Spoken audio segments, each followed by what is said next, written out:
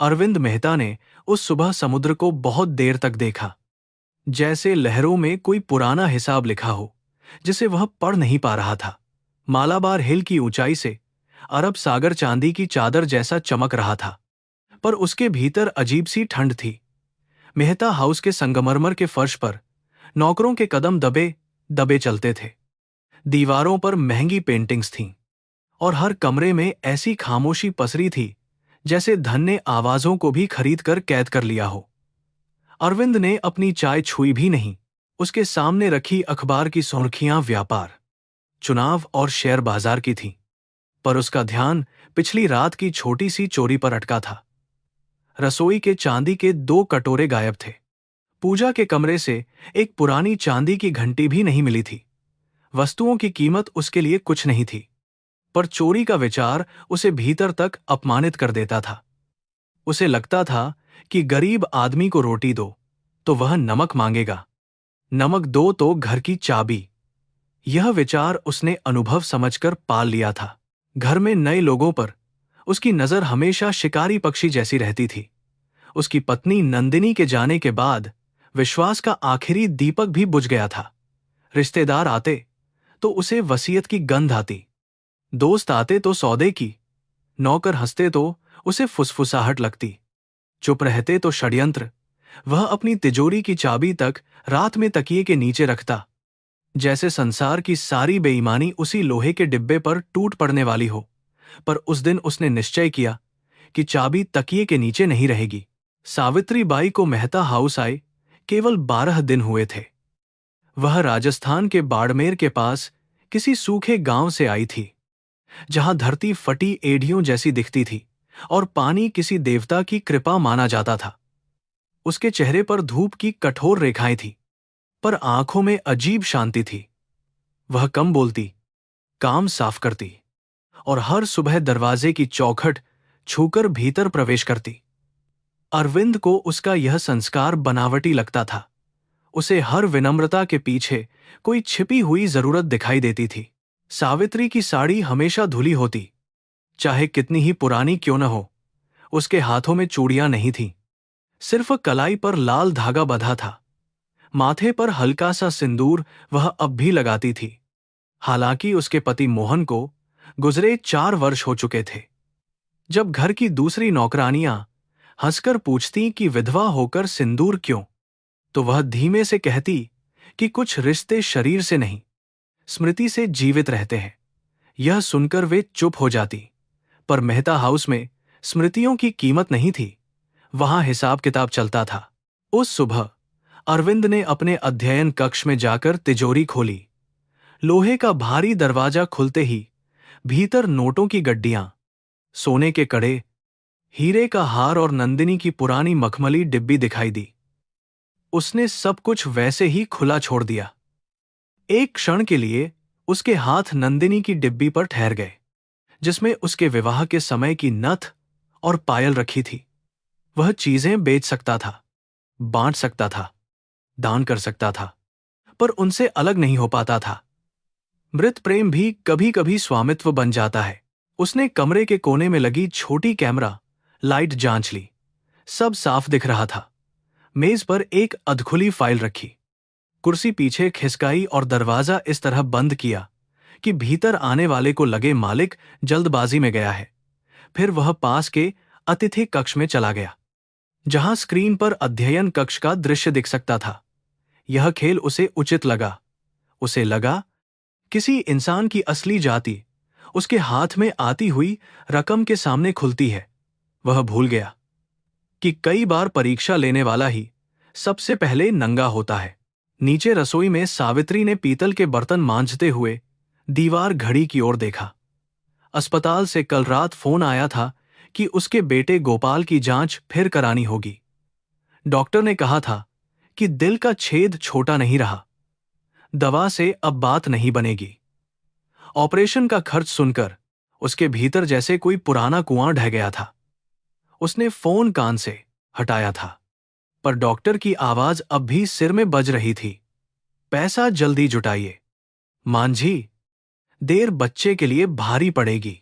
उसने किसी से कुछ नहीं कहा। गरीबी में दुख भी उधार नहीं मांगता, क्योंकि लोग सलाह बहुत देते हैं और पैसा कम।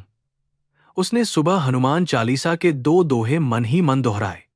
बेटी मीरा के सिर पर हाथ फेरा और काम पर निकल आई। लोकल ट्रेन में भीड़ ने उसे धक्का दिया, पर वह भीतर से कहीं अधिक टूट रही थी। उसके कपड़े की थैली में अस्पताल की पर्ची थी, मोहन की पुरानी तस्वीर थी और एक छोटी सी तुलसी की माला थी, जिसे पकड़कर वह अपनी सांसें संभालती रहती थी। जब बटलर ने उससे कहा कि साहब का अध्ययन कक्ष साफ कर देना, तो वह क्षण भर ठिठकी। उस कमरे में जाने की मनाही नहीं थी, पर वहां की हवा ही अलग लगती थी। भारी पर्दे, चमड़े की कुर्सी, विदेशी शराब की गंध और लकड़ी की अलमारी में बंद फाइलें। सावित्री ने धीरे से दरवाजा खोला। कमरे में कोई नहीं था। खिड़की से समुद्र की रोशनी फर्श पर गिर रही थी। उसने झाड़न उठाई और मेज साफ करने लगी। तभी उसकी नजर खुले हुए लोहे के दरवाजे पर पड़ी। तिजोरी खुली थी। भीतर रखे नोट ऐसे चमक रहे थे जैसे किसी भूखे आदमी के सामने गरम रोटियां रख दी गई हों। सावित्री का हाथ हवा में रुक गया। उसके कानों में फिर डॉक्टर की आवाज गूंजी, फिर गोपाल की पतली सांस, फिर मीरा की वह बात कि मां, भैया ठीक हो जाएगा ना। उसने गर्दन मोड़कर दरवाजे की ओर देखा। गलियारा खाली था। भीतर नोट थे, बाहर जीवन की नंगी जरूरत। उस क्षण धर्म कोई बड़ा उपदेश नहीं था, बस कांपते हाथ और धड़कता सीना था। उसने आंखें बंद कर लीं। उसे अपने गांव का छोटा सा मंदिर याद आया, जहां उसकी मां कहा करती थी कि चोरी की रोटी पेट में नहीं, भाग्य में आग लगाती है। पर उसी स्मृति के साथ गोपाल का चेहरा उभरा। नीले पड़े होंठ, अस्पताल की सफेद चादर और वह बेचैन हाथ जो नींद में भी मां की उंगली ढूंढता रहता था। सावित्री ने सोचा, क्या बच्चे को बचाना पाप हो सकता है? फिर दूसरा विचार आया, क्या पाप से बचाया गया जीवन सचमुच बचता है? वह वहीं खड़ी रह गई। स्क्रीन के उस पार अरविंद की आंखें सिकुड़ गईं। उसे सावित्री के चेहरे पर संघर्ष साफ दिखाई दे रहा था। वह लगभग संतुष्ट हुआ, क्योंकि उसे लगा कि उसका संदेह सही निकलेगा। एक गरीब मां, बीमार बच्चा, खुली तिजोरी कहानी का अंत उसे पहले से पता था। उसने कुर्सी पर पीठ टिका ली और होंठों पर कठोर मुस्कान लाई। मनुष्य जब किसी को गिरते देखने के लिए तैयार बैठता है, तब वह अपने भीतर की करुणा को पहले ही मार चुका होता है। अरविंद को इसका ज्ञान नहीं था। सावित्री तिजोरी के पास गई। उसके पैर भारी थे। उसने भीतर झांका। नोटों की गड्डियों पर बैंक की पट्टियां बंधी थीं। एक तरफ गहनों के डिब्बे थे। मखमल के ऊपर रखी नथ को देखकर वह पल भर के लिए स्तब्ध हुई, क्योंकि वैसी ही नथ उसने अपनी शादी में पहनी थी, बस पीतल की। धन एक ही वस्तु को किसी के लिए आभूषण और किसी के लिए स्वप्न बना देता है। उसने हाथ बढ़ाया, पर नोटों की ओर नहीं, तिजोरी का दरवाजा पकड़ने के लिए, ताकि उसे बंद कर सके। दरवाजा इतना भारी था कि उसे जोर लगाना पड़ा। वह पूरी तरह बंद नहीं हुआ, क्योंकि चाबी लगी नहीं थी। उसने आसपास देखा। चाबी मेज पर पड़ी थी। सावित्री ने उसे उठाया। वही क्षण अरविंद को सबसे लंबा लगा। अब बस कलाई घूमेगी।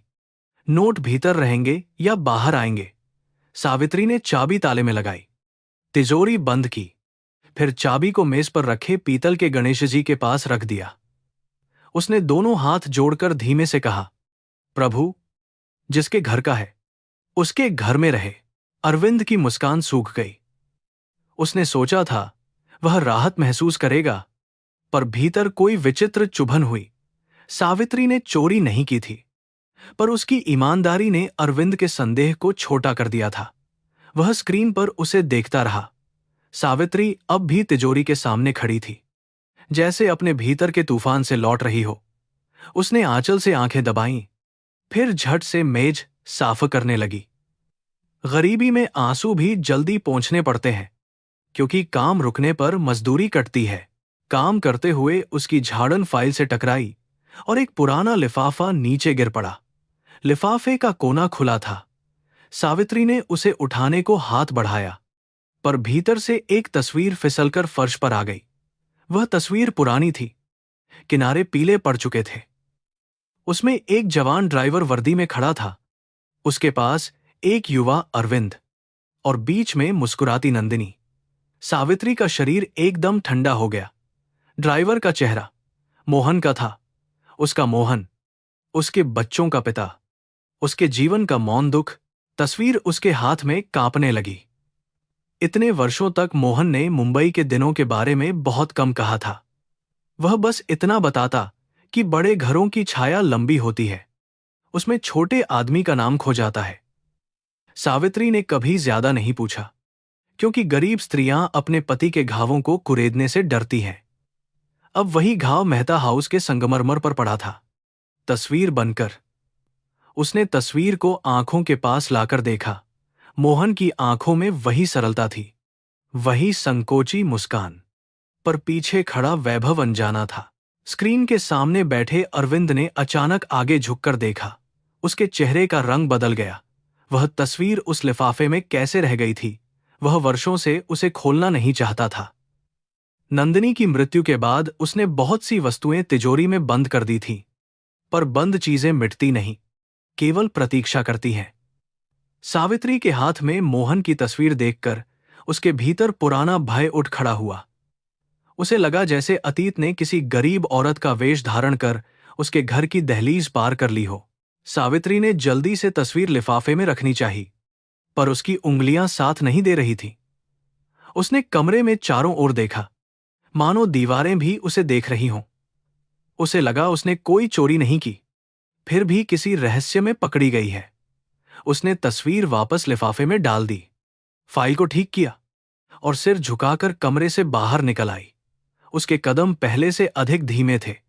वह नोटों से नहीं डरी थी, पर तस्वीर ने उसका साहस छीन लिया था। कुछ प्रश्न भूख से भी बड़े होते हैं। गलियारे में आते ही उसकी भेंट रोहन मेहता से हुई। वह देर से उठा था, आंखें लाल थीं और शर्ट का कॉलर खुला हुआ।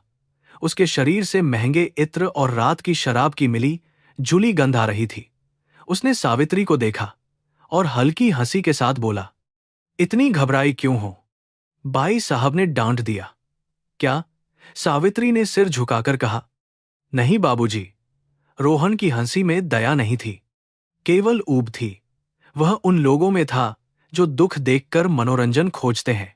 सावित्री नीचे उतर गई, पर उसका मन अध्ययन कक्ष में रह गया। मोहन और अरविंद एक ही तस्वीर में। कैसे उसने तो सोचा था मोहन किसी कपड़ा मिल के मालिक की गाड़ी चलाता था, फिर अचानक गांव लौट आया था। उस लौटने के बाद उसकी आंखों में हमेशा एक छाया रहती थी। वह रात को नींद में कभी कभी मैं दोषी नहीं था, बुदबुदाता था। सावित्री ने समझा था बीमारी की थकान है, पर अब उसे लगा कि कोई कहानी अधूरी छोड़ दी गई थी। अधूरी कहानियां विधवाओं को चैन से जीने नहीं देती। दोपहर तक अरविंद ने उसे बुलाया नहीं। वह अपने कमरे में बैठा रहा और स्क्रीन की रिकॉर्डिंग बार बार देखता रहा। सावित्री ने नोट नहीं लिए, यह तथ्य साफ था, पर उसने तस्वीर देखी थी, यह बात उससे भी साफ थी। अरविंद के भीतर अजीब द्वंद्व उठा। वह सावित्री ने किस तरीके से हो गई, उसे ईमानदार माने या खतरा। मनुष्य का अहंकार अक्सर सत्य को भी अपने भय की भाषा में पढ़ता है। उसे लगा सावित्री की गरीबी से अधिक खतरनाक उसका अतीत से जुड़ना है। धन वर्तमान खरीद सकता है, पर अतीत को चुप कराना कठिन है।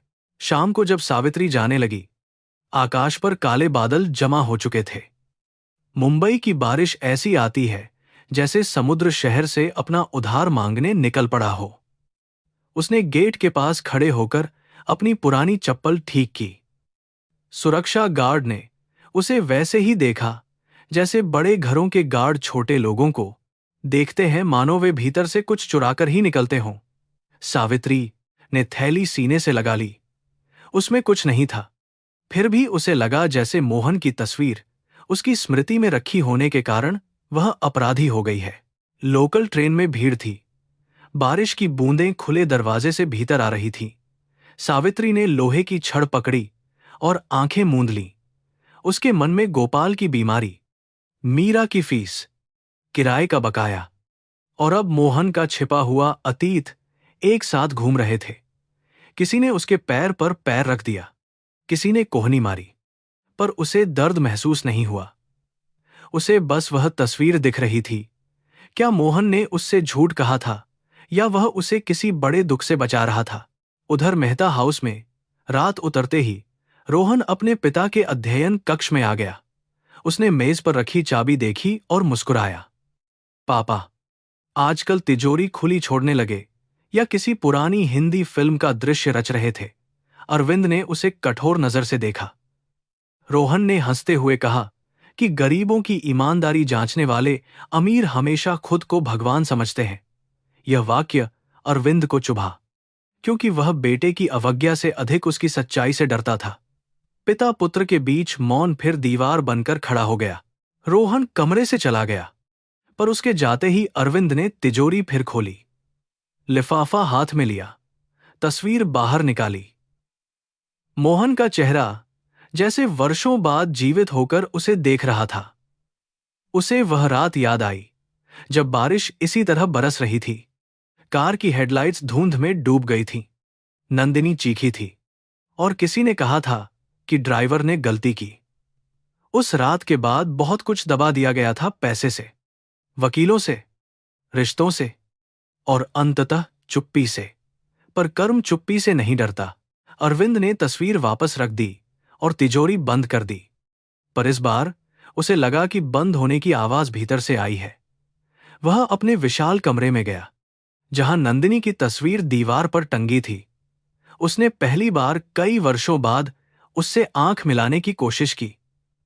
तस्वीर में नंदिनी मुस्कुरा रही थी, पर अरविंद को लगा वह पूछ रही है कि तुमने आज किसकी परीक्षा ली और किसमें असफल हुए। उसने पर्दे खींच दिए। बाहर बारिश तेज हो चुकी थी। शहर धुल रहा था, पर कुछ दाग पानी से नहीं धुलते। रात के अंतिम पहर सावित्री अपनी झुग्गी में पहुंची। मीरा मिट्टी के चूल्हे के पास बैठी गोपाल को पंखा कर रही थी। कमरे की छत से पानी टपक रहा था, पर दोनों बच्चों ने मां को देखकर मुस्कुराने की कोशिश की। सावित्री ने भी मुस्कुराहट ओढ़ ली। उसने भीगे आंचल से गोपाल का माथा पोंछा और पूछा कि दवा ली या नहीं। बच्चा बोला, मां, भगवान बड़े लोगों के घर में रहता है, क्या वहां पैसा बहुत होता होगा? सावित्री की आंखें भर आईं, पर उसने कहा, भगवान वहां रहता है जहां मन साफ हो। बेटा, उस रात सावित्री सो नहीं सकी। बाहर रेलगाड़ी की आवाज आती रही, भीतर गोपाल की खांसी। उसने मोहन की पुरानी तस्वीर निकाली, वही जो उसकी थैली में रहती थी। उसमें मोहन साधारण कुर्ते में था, चेहरे पर थकान और प्रेम साथ साथ। उसने फुसफुसाकर पूछा, तुम मेहता साहब को कैसे जानते थे? मोहन, तुमने मुझे क्यों नहीं बताया? कोई उत्तर नहीं आया। सिर्फ बारिश की बूंदें टीन की छत पर पड़ती रहीं। कभी कभी मृत लोग सच इसलिए नहीं बताते क्योंकि जीवित लोग उसे सहने के लिए अभी तैयार नहीं होते। सुबह होने से पहले सावित्री ने एक निर्णय लिया। वह अगले दिन भी मेहता हाउस जाएगी। वह भागेगी नहीं। उसने चोरी नहीं की थी, शर्म की कोई बात नहीं थी, पर वह मोहन की तस्वीर का रहस्य जानकर रहेगी, चाहे सामने मालिक हो या उसका क्रोध। उसके भीतर भय था, पर भय के नीचे एक गहरी निष्ठा थी, पति की स्मृति के प्रति, बच्चों के भविष्य के प्रति और अपने उस आत्मसम्मान के प्रति जिसे गरीबी ने कई बार झुकाया था, तोड़ा नहीं। उसने तुलसी की माला उठाई और मन ही मन कहा, जो सत्य है वही मेरा सहारा है। उसी समय मेहता हाउस में अरविंद ने रात भर जागने के बाद नौकरों की सूची मंगवाई। उसकी उंगली सावित्री के नाम पर ठहर गई। वह उसे निकाल सकता था, पुलिस बुला सकता था या चुपचाप निगरानी बढ़ा सकता था, पर उसके भीतर कुछ और चल रहा था। जिस स्त्री ने उसकी तिजोरी से धन नहीं लिया, उसने अनजाने में उसका बंद इतिहास छू लिया था। उसने नौकर को आदेश दिया कि सावित्री आते ही उसे अध्ययन कक्ष में भेजा जाए। यह अब एक साधारण परीक्षा नहीं रही थी, यह उस घर के कर्मों का पहला दरवाजा था। सावित्री अगले दिन मेहता हाउस पहुंची तो उसके भीतर रात की जागी हुई थकान थी, पर कदमों में एक अनकहा संकल्प भी था। बारिश रुक चुकी थी, फिर भी हवा में गीली मिट्टी और समुद्र की नमकीन गंध घुली थी। बंगले के बाहर चमकती कारों पर पानी की बूंदें मोतियों की तरह अटकी थीं और गेट पर खड़ा पहरेदार उसे सिर से पांव तक देखकर भीतर जाने देता रहा।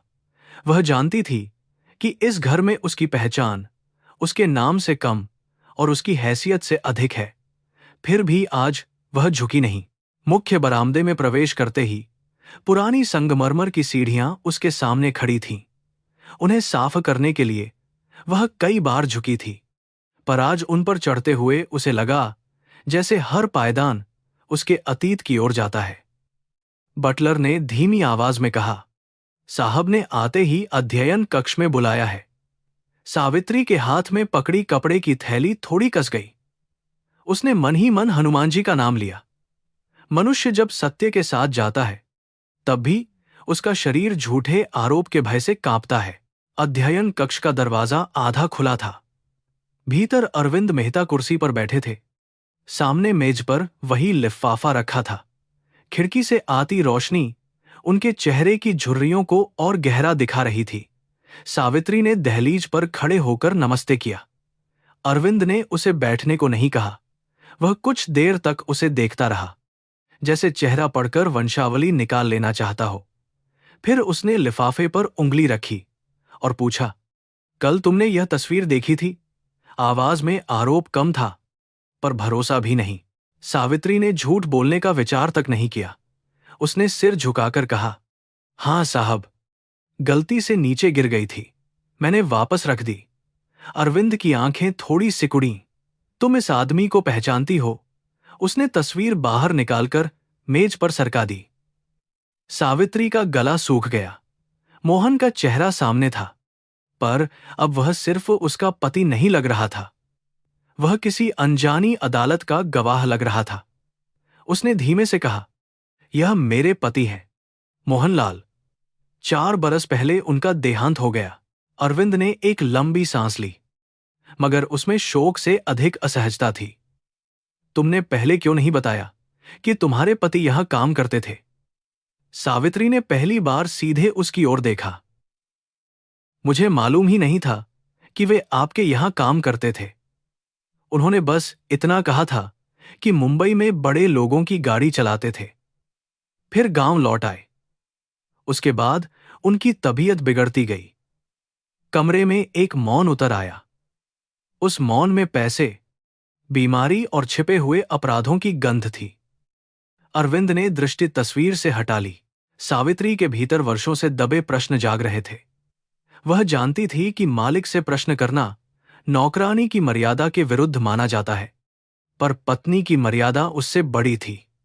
उसने साहस बटोरा और बोली, साहब, अगर बुरा न माने तो बताइए, मेरे पति ने यहां से नौकरी क्यों छोड़ी थी? वे रातों में घबराकर उठ जाते थे, कहते थे, मैंने किसी का बुरा नहीं किया। मैं पूछती तो चुप हो जाते। अरविंद का चेहरा कठोर हो गया। उसने कुर्सी पर पीठ सीधी की, जैसे कोई पुराना दरवाजा भीतर से बंद कर रहा हो। पुरानी बातों से तुम्हें क्या मिलेगा? अरविंद ने कहा। सावित्री के चेहरे पर दुख की हल्की रेखा आई। मृत आदमी को न्याय नहीं मिल सकता साहब, पर उसकी पत्नी को सत्य मिल जाए तो जीवन का बोझ थोड़ा हल्का हो जाता है। यह वाक्य सुनकर अरविंद चिढ़ गया, क्योंकि सत्य शब्द उसे हमेशा असुविधाजनक लगता था। व्यापार में सत्य कागज पर लिखा जाता था, घर में वह तिजोरी में बंद रहता था। उसने तस्वीर वापस लिफाफे में रख दी और कहा, अपने काम पर जाओ और यह बात किसी से मत कहना। सावित्री ने सिर हिलाया, पर जाते जाते उसके कदम रुक गए। उसने धीमे से कहा, मैंने कल आपकी तिजोरी को छुआ था साहब, पर कुछ लिया नहीं। भगवान गवाह है, यदि आपने मुझे बुलाया इसी शंका से तो मेरा मन साफ है। अरविंद ने उसकी ओर देखा। उसे लगा जैसे यह स्त्री उसकी चाल समझ चुकी है। उसके भीतर क्षण भर के लिए लज्जा हुई, पर उसने उसे कठोरता से ढंग दिया। मैंने तुम पर कोई आरोप नहीं लगाया, उसने कहा। पर यह वाक्य दोनों को झूठ लगा, क्योंकि आरोप कभी कभी शब्दों के बिना भी खड़े रहते हैं। सावित्री कमरे से निकली तो गलियारे में रोहन दीवार से टिककर खड़ा था। शायद वह कुछ सुन चुका था। उसके होंठों पर वही उपहास था, पर आंखों में इस बार जिज्ञासा भी थी। तो तुम्हारे पति हमारे पुराने ड्राइवर थे? उसने पूछा। सावित्री चौंकी, मगर चुप रही। रोहन ने सिगरेट का अधजला टुकड़ा ऐशट्रे में दबाया और बोला, इस घर के पुराने लोगों की कहानियां लंबी हैं बाई। कुछ मर जाते हैं, कुछ अमीर हो जाते हैं, और कुछ चुप रहना सीख लेते हैं। सावित्री ने उसकी बात का अर्थ समझा नहीं, पर उसका स्वर अच्छा नहीं लगा। रसोई में लौटकर उसने काम शुरू किया, पर हाथ अपने आप चलते रहे। मसालों की महक, बर्तनों की खनक, नौकरानियों की फुसफुसाहट सब दूर से आती हुई लग रही थी। उसकी स्मृति बार बार उस समय में लौटती जब मोहन गांव की चौपाल से दूर अकेला बैठता था। वह बच्चों से खूब प्रेम करता था, पर हंसी अचानक बीच में टूट जाती। किसी मेले में ढोल बजता तो वह चौंक जाता। किसी कार की तेज ब्रेक सुनता तो उसका चेहरा पीला पड़ जाता। सावित्री तब समझती थी कि गरीबी आदमी को डरपोक बना देती है। अब उसे लग रहा था कि डर का कोई नाम था। दोपहर को भोजन परोसते समय कविता मेहता आई। वह अरविंद की छोटी बहन थी, पर घर में उसका बोलबाला किसी मालकिन से कम नहीं था। उसकी साड़ी रेशम की थी, गले में मोतियों की माला, और आवाज में मिठास के भीतर छिपा हुआ जहर। उसने सावित्री को ध्यान से देखा और पूछा, नई बाई, तुम्हारा नाम क्या है? सावित्री ने उत्तर दिया। कविता ने कहा, यहां काम करने वाले लोग अक्सर अपने बारे में आधी बातें बताते हैं। बाद में पता चलता है कि उनका कोई पुराना हिसाब निकला। सावित्री ने सिर झुकाए रखा, पर यह बात सीधे उसके सीने में लगी। कविता अरविंद के कमरे में गई तो दरवाजा बंद नहीं किया। उसकी आवाज बाहर तक आ रही थी, भैया, मुझे यह औरत ठीक नहीं लगती। अगर उसके पति का संबंध इस घर से रहा है तो सावधान रहना चाहिए। आजकल लोग पुराने कागज निकालकर पैसे मांगते हैं, मीडिया में जाते हैं, अदालत जाते हैं। गरीब आदमी भूखा हो तो बेचारा है, पर भूखा आदमी जब अतीत जानता हो तो खतरा है। अरविंद ने कुछ धीमे स्वर में कहा, जो साफा सुनाई नहीं दिया। सावित्री ने घी का डिब्बा बंद किया और भीतर उठती अपमान की आग को निगल लिया। उसी समय उसके पुराने गांव की स्मृति खुली। मोहन बरसात की एक रात घर लौटा था, पूरी तरह भीगा हुआ, हाथ में सिर्फ एक छोटा बैग। उसकी आंखों में ऐसा खालीपन था जैसे वह लंबी यात्रा से नहीं, किसी न्यायालय से लौटा हो। उसने कहा था कि अब मुंबई नहीं जाना। सावित्री ने पूछा था, क्यों? तो उसने बस इतना कहा था कि बड़े घरों की रोटी में नमक कम और एहसान ज्यादा होता है। फिर उसने उस रात बहुत देर तक बच्चों को देखा था, जैसे उन्हें खो देने के भय से भर गया हो। अगले दिन से वह खेतिहर मजदूरी करने लगा था। गांव की सूखी धरती ने उसे अधिक दिन नहीं बचाया। पहले खांसी आई, फिर बुखार, फिर डॉक्टर ने कहा कि फेफड़ों में बीमारी बैठ गई है। इलाज के लिए पैसे नहीं थे। मोहन ने कभी मेहता हाउस का नाम नहीं लिया, कभी किसी से मदद नहीं मांगी। मरने से कुछ दिन पहले उसने सावित्री का हाथ पकड़कर कहा था, मेरे बच्चों को झूठ से दूर रखना। मैं सब कुछ नहीं बता पाया, पर तू अपने मन को मत बेचना। उस समय सावित्री ने सोचा था कि बीमारी आदमी को उलझी बातें कहलवा देती है। आज वे शब्द भविष्यवाणी लग रहे थे।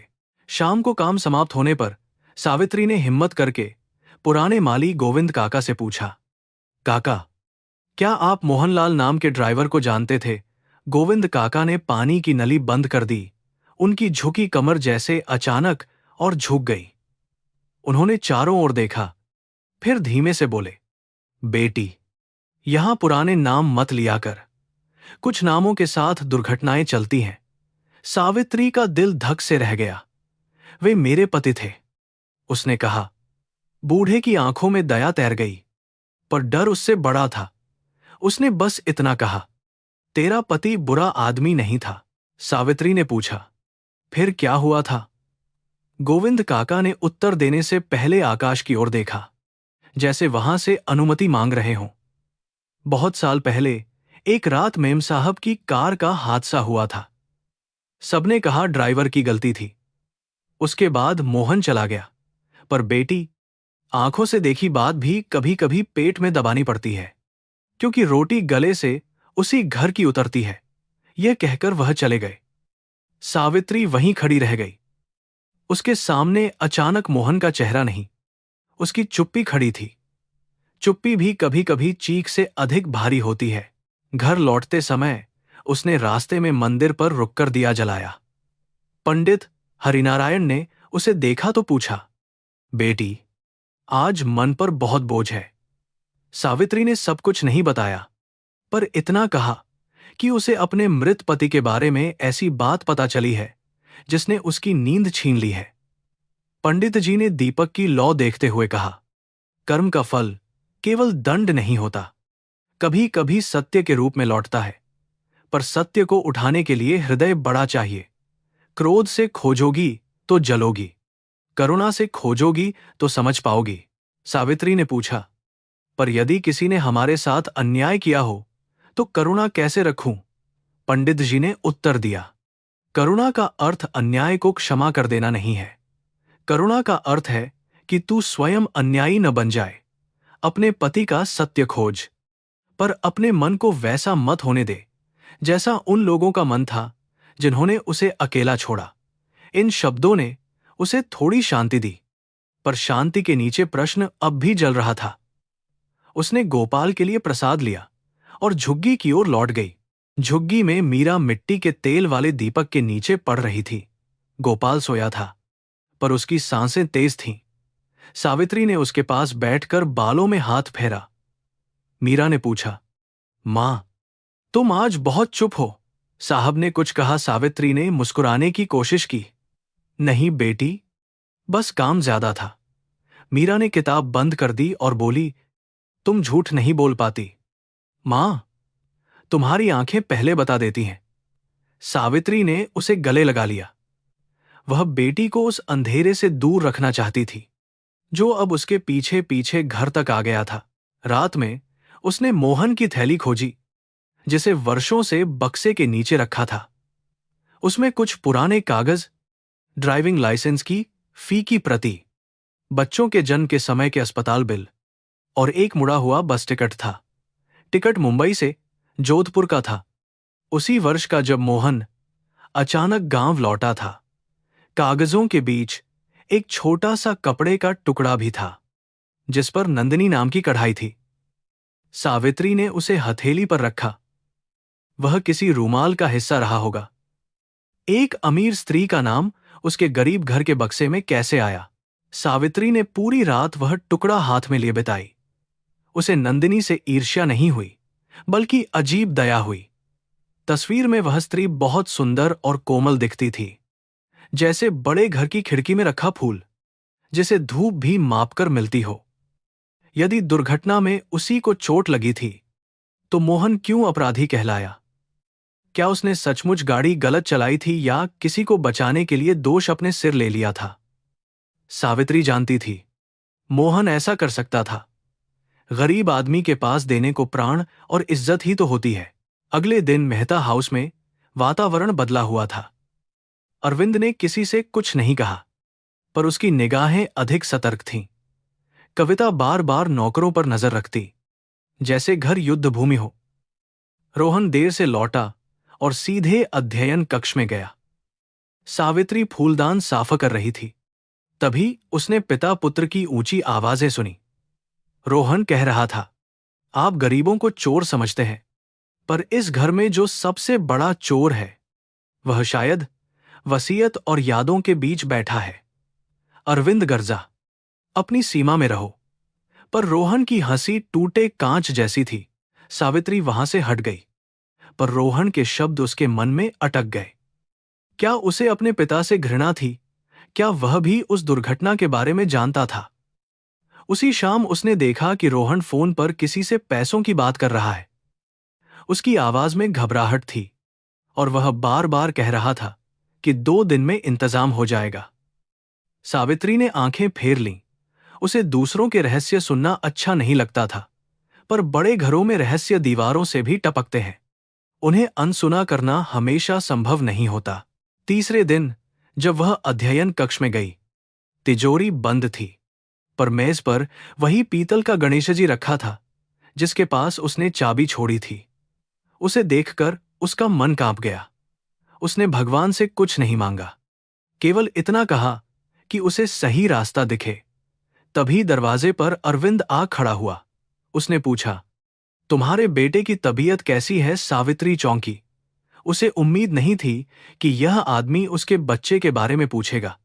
उसने कहा, डॉक्टर ने ऑपरेशन बताया है साहब, पर भगवान बड़ा है। अरविंद ने जेब से चेकबुक निकाली, फिर रुक गया। वह चेक लिख सकता था। उसके लिए यह छोटी राशि होती, पर उसे डर था कि मदद देना स्वीकारोक्ति जैसा लगेगा, या सावित्री इसे अपने प्रश्नों का मूल्य समझेगी। धन देने वाला अक्सर यह भूल जाता है कि लेने वाले की आत्मा भी होती है। अरविंद ने चेकबुक बंद कर दी। तुम्हें एडवांस चाहिए तो अकाउंटेंट से कह सकती हो, उसने औपचारिक स्वर में कहा। सावित्री ने सिर झुकाया। धन्यवाद साहब, जितना वेतन है उतना ही ठीक है। कर्ज लेकर भी इलाज करा लूंगी, पर बिना हिसाब का पैसा नहीं लूंगी। यह सुनकर अरविंद फिर असहज हो गया। उस रात अरविंद ने नंदिनी की पुरानी डायरी निकाली। वर्षों से उसने उसे नहीं खोला था। पन्नों में हल्की चंदन की गंध अब भी बची थी। एक पृष्ठ पर नंदिनी ने लिखा था कि मोहन भला आदमी है और घर के कुछ लोगों की कठोरता उसे दुख देती है। अरविंद ने पन्ना तुरंत बंद कर दिया। उसे लगा जैसे नंदिनी की लिखावट ने मृत होकर भी किसी जीवित के पक्ष में गवाही दी है। खिड़की के बाहर शहर चमक रहा था, पर उसके भीतर अंधेरा जमा हो रहा था। आदमी सबसे अधिक उसी सत्य से डरता है जो कभी उसके प्रिय की आवाज में लौटे। इसी बीच कविता ने अपनी चाल चलनी शुरू कर दी। उसने अकाउंटेंट को बुलाकर पूछा कि तिजोरी के कागज कौन कौन छूता है। उसने नौकरों में यह बात फैलाई कि नई बाई पुराने मालिकों के बारे में पूछताछ करती फिर रही है। धीरे धीरे फुसफुसाहटें सावित्री तक पहुंची। कोई कहता वह तांत्रिक है, कोई कहता मुआवजा मांगने आई है, कोई कहता उसके पति ने कभी चोरी की थी। सावित्री यह सब सुनती और चुप रहती, पर भीतर एक गांठ बनती गई। अपमान गरीब की देह पर नहीं, उसकी आत्मा पर जमा होता है और धीरे धीरे सांस रोकने लगता है। एक शाम काम से लौटते समय गोविंद काका ने उसे फिर रोका। उनके हाथ में पुरानी चाबी थी जो शायद किसी स्टोर रूम की थी। उन्होंने कहा, बेटी, मैं पूरा सच नहीं जानता, पर इतना जानता हूं कि हादसे वाली रात कार मोहन नहीं चला रहा था जब बंगले से निकली थी। बाद में कागजों में नाम उसका आया। मैंने अपनी आंखों से किसी और को ड्राइविंग सीट पर देखा था, पर मैं गरीब था, बच्चे छोटे थे। नौकरी चली जाती तो भूख मार देती। उनकी आंखों से पानी बह निकला। हम सब ने तेरे मोहन को अकेला छोड़ दिया। सावित्री का सिर घूम गया। उसने दीवार पकड़ ली। उसे लगा जैसे संसार की सारी आवाजें दूर चली गईं। यदि मोहन निर्दोष था तो उसने दोष क्यों लिया? किसके लिए, किस भय से? और उस दोष ने उसके जीवन से क्या क्या छीन लिया? नौकरी, सम्मान, स्वास्थ्य, शायद समय से पहले मृत्यु भी। फिर भी आश्चर्य यह था कि उसके भीतर बदले की आग से पहले शोक उठा। मोहन ने कितना अकेला दुख जिया होगा, वह पति जिसे उसने कई बार कमजोर समझा, शायद किसी और के अपराध का भार ढोते ढोते टूट गया था। उस रात सावित्री ने पहली बार रोकर प्रार्थना की। उसने भगवान से पैसा नहीं मांगा, न्याय भी नहीं मांगा। उसने कहा, मुझे इतना बल दो कि मैं सत्य जान सकूं और टूटू नहीं। मीरा उसके पास आकर बैठ गई और मां का सिर अपनी गोद में रख लिया। बेटी ने कुछ नहीं पूछा। कभी कभी बच्चों में वह करुणा होती है जो बड़े बड़े पंडितों के शास्त्रों में भी नहीं मिलती। गोपाल नींद में खांस रहा था। बाहर से रेलगाड़ी गुजरी। भीतर सावित्री का जीवन किसी नए मोड़ की ओर चल पड़ा था। अगली सुबह मेहता हाउस में पूजा थी।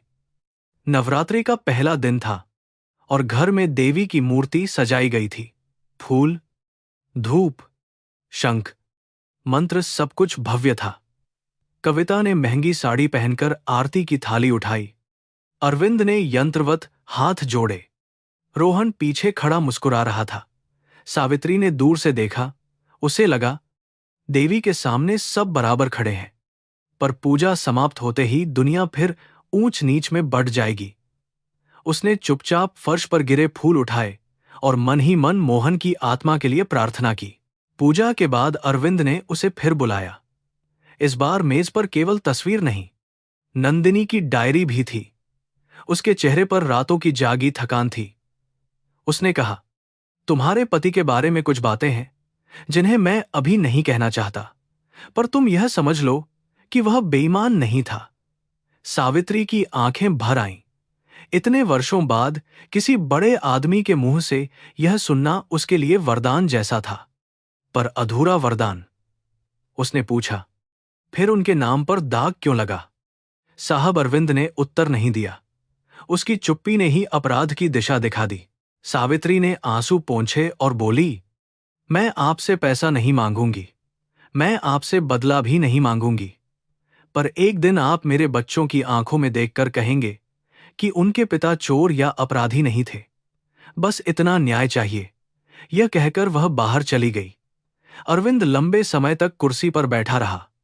उसे पहली बार लगा कि धन से खरीदी गई चुप्पी बहुत महंगी पड़ती है। जिस स्त्री को उसने तिजोरी खुली छोड़कर परखा था, वही अब उसके जीवन की बंद तिजोरी के सामने खड़ी थी और चाबी उसके अपने कांपते हाथों में थी। सावित्री ने तीसरे दिन भोर से पहले आंख खोल दी, जबकि रात भर उसकी देह बिस्तर पर थी और मन मेहता हाउस के बंद कमरों में भटकता रहा था। टीन की छत से टपकती आखिरी बूंदें अब थम चुकी थीं, पर कमरे में सीलन की गंध फैली थी। गोपाल करवट बदलते हुए खांसा तो वह तुरंत उठ बैठी और उसके सीने पर हाथ रखकर सांसों की चाल सुनने लगी। मां का कान डॉक्टर की मशीन नहीं होता, फिर भी वह बच्चे के भीतर की हर टूटन पहचान लेता है। उसे लगा समय उसके हाथ से रेत की तरह फिसल रहा है। मीरा झाग गई और बिना कुछ कहे पानी गर्म करने लगी। 12 वर्ष की बच्ची के हाथों में बचपन से अधिक जिम्मेदारी थी। उसने मां की ओर देखा और पूछा, आज फिर उस बड़े घर में जाओगी? सावित्री ने हां में सिर हिलाया। मीरा ने धीरे से कहा, मां, जिन लोगों ने बाबूजी को रुलाया, उनके घर क्यों जाना? सावित्री ने बेटी के बाल संवारे और बोली, क्योंकि सत्य वहीं छिपा है। बेटी, भागने से दुख पीछा नहीं छोड़ता। कभी कभी उसी दरवाजे पर लौटना पड़ता है जहां से अपमान मिला था, ताकि आत्मा को उत्तर मिल सके। रास्ते भर सावित्री को मोहन की आखिरी रात याद आती रही। बाड़मेर के उस छोटे से घर में आंधी चल रही थी। मिट्टी खिड़कियों से भीतर घुस रही थी और मोहन ने कांपते हाथ से उसकी हथेली पकड़ी थी। उसकी आवाज तब तक बहुत पतली हो चुकी थी, पर शब्दों में अजीब वजन था। उसने कहा था, सावित्री, अगर कभी मुंबई का कोई पुराना नाम लौट आए तो डरना मत। मैंने जो सहा वह शायद मेरे भाग्य में था, पर बच्चों को झूठ के नीचे मत जीने देना। उस समय सावित्री रोने में इतनी डूबी थी कि वाक्य का अर्थ खो गया था। मेहता हाउस पहुंचते ही उसे लगा कि घर की हवा पहले से अधिक भारी है। नौकरों की आंखों में जिज्ञासा और सावधानी एक साथ थी। कोई उससे सीधे बात नहीं कर रहा था, पर हर चेहरा कुछ जानने को बेचैन था। बड़े घरों में अफवाहें नौकरों की रोटियों के साथ पकती हैं और मालिकों की मेज पर परोसे जाने से पहले ही पूरे घर में फैल जाती हैं। सावित्री ने सिर झुकाकर काम शुरू किया। वह बर्तनों की चमक में अपना चेहरा नहीं देखना चाहती थी, क्योंकि उसे डर था कि उसमें अब भोलेपन की जगह बेचैन सत्य दिखाई देगा। गोविंद काका बगीचे में तुलसी के पास झुके थे। सावित्री ने मौका देखकर उनसे फिर बात करने की कोशिश की, पर वे आंखें चुराते रहे। अंततः जब माली के लड़के पानी की पाइप लेने बाहर गए, बूढ़े ने धीमे स्वर में कहा, बेटी, मेरा पीछा मत कर। मैंने जितना कहा उससे अधिक कहूंगा तो यह घर मुझे निगल जाएगा। सावित्री ने विनती की, काका, मेरे पति की आत्मा का सवाल है, गोविंद ने कांपते होंठों से कहा। उस रात रोहन छोटा था, कविता मेम साहब जवान थी और नंदिनी मेम साहब गर्भवती थी। बस इतना समझ ले कि गाड़ी केवल सड़क पर नहीं फिसली थी, घर भीतर से पहले ही फिसल चुका था। सावित्री यह सुनकर स्तब्ध रह गई। नंदिनी गर्भवती थी, यह बात अरविंद ने नहीं कही थी। उसे अचानक तस्वीर में नंदिनी की मुस्कान याद आई, जिसमें शायद किसी आने वाले जीवन की आभा थी। यदि उस दुर्घटना में बच्चा खो गया था, तो मोहन पर लगा दोष केवल नौकरी का दाग नहीं था, किसी मां के टूटे गर्भ का अपराध भी उसके सिर रखा गया था। सावित्री की आंखों के आगे अंधेरा छा गया, वह दीवार से टिक गई। दुख का आकार तब बढ़ जाता है जब पता चलता है कि वह केवल अपना नहीं, कई जीवनों का बोझ था। दोपहर में कविता मेहता ने उसे पूजा कक्ष की सफाई के लिए बुलाया।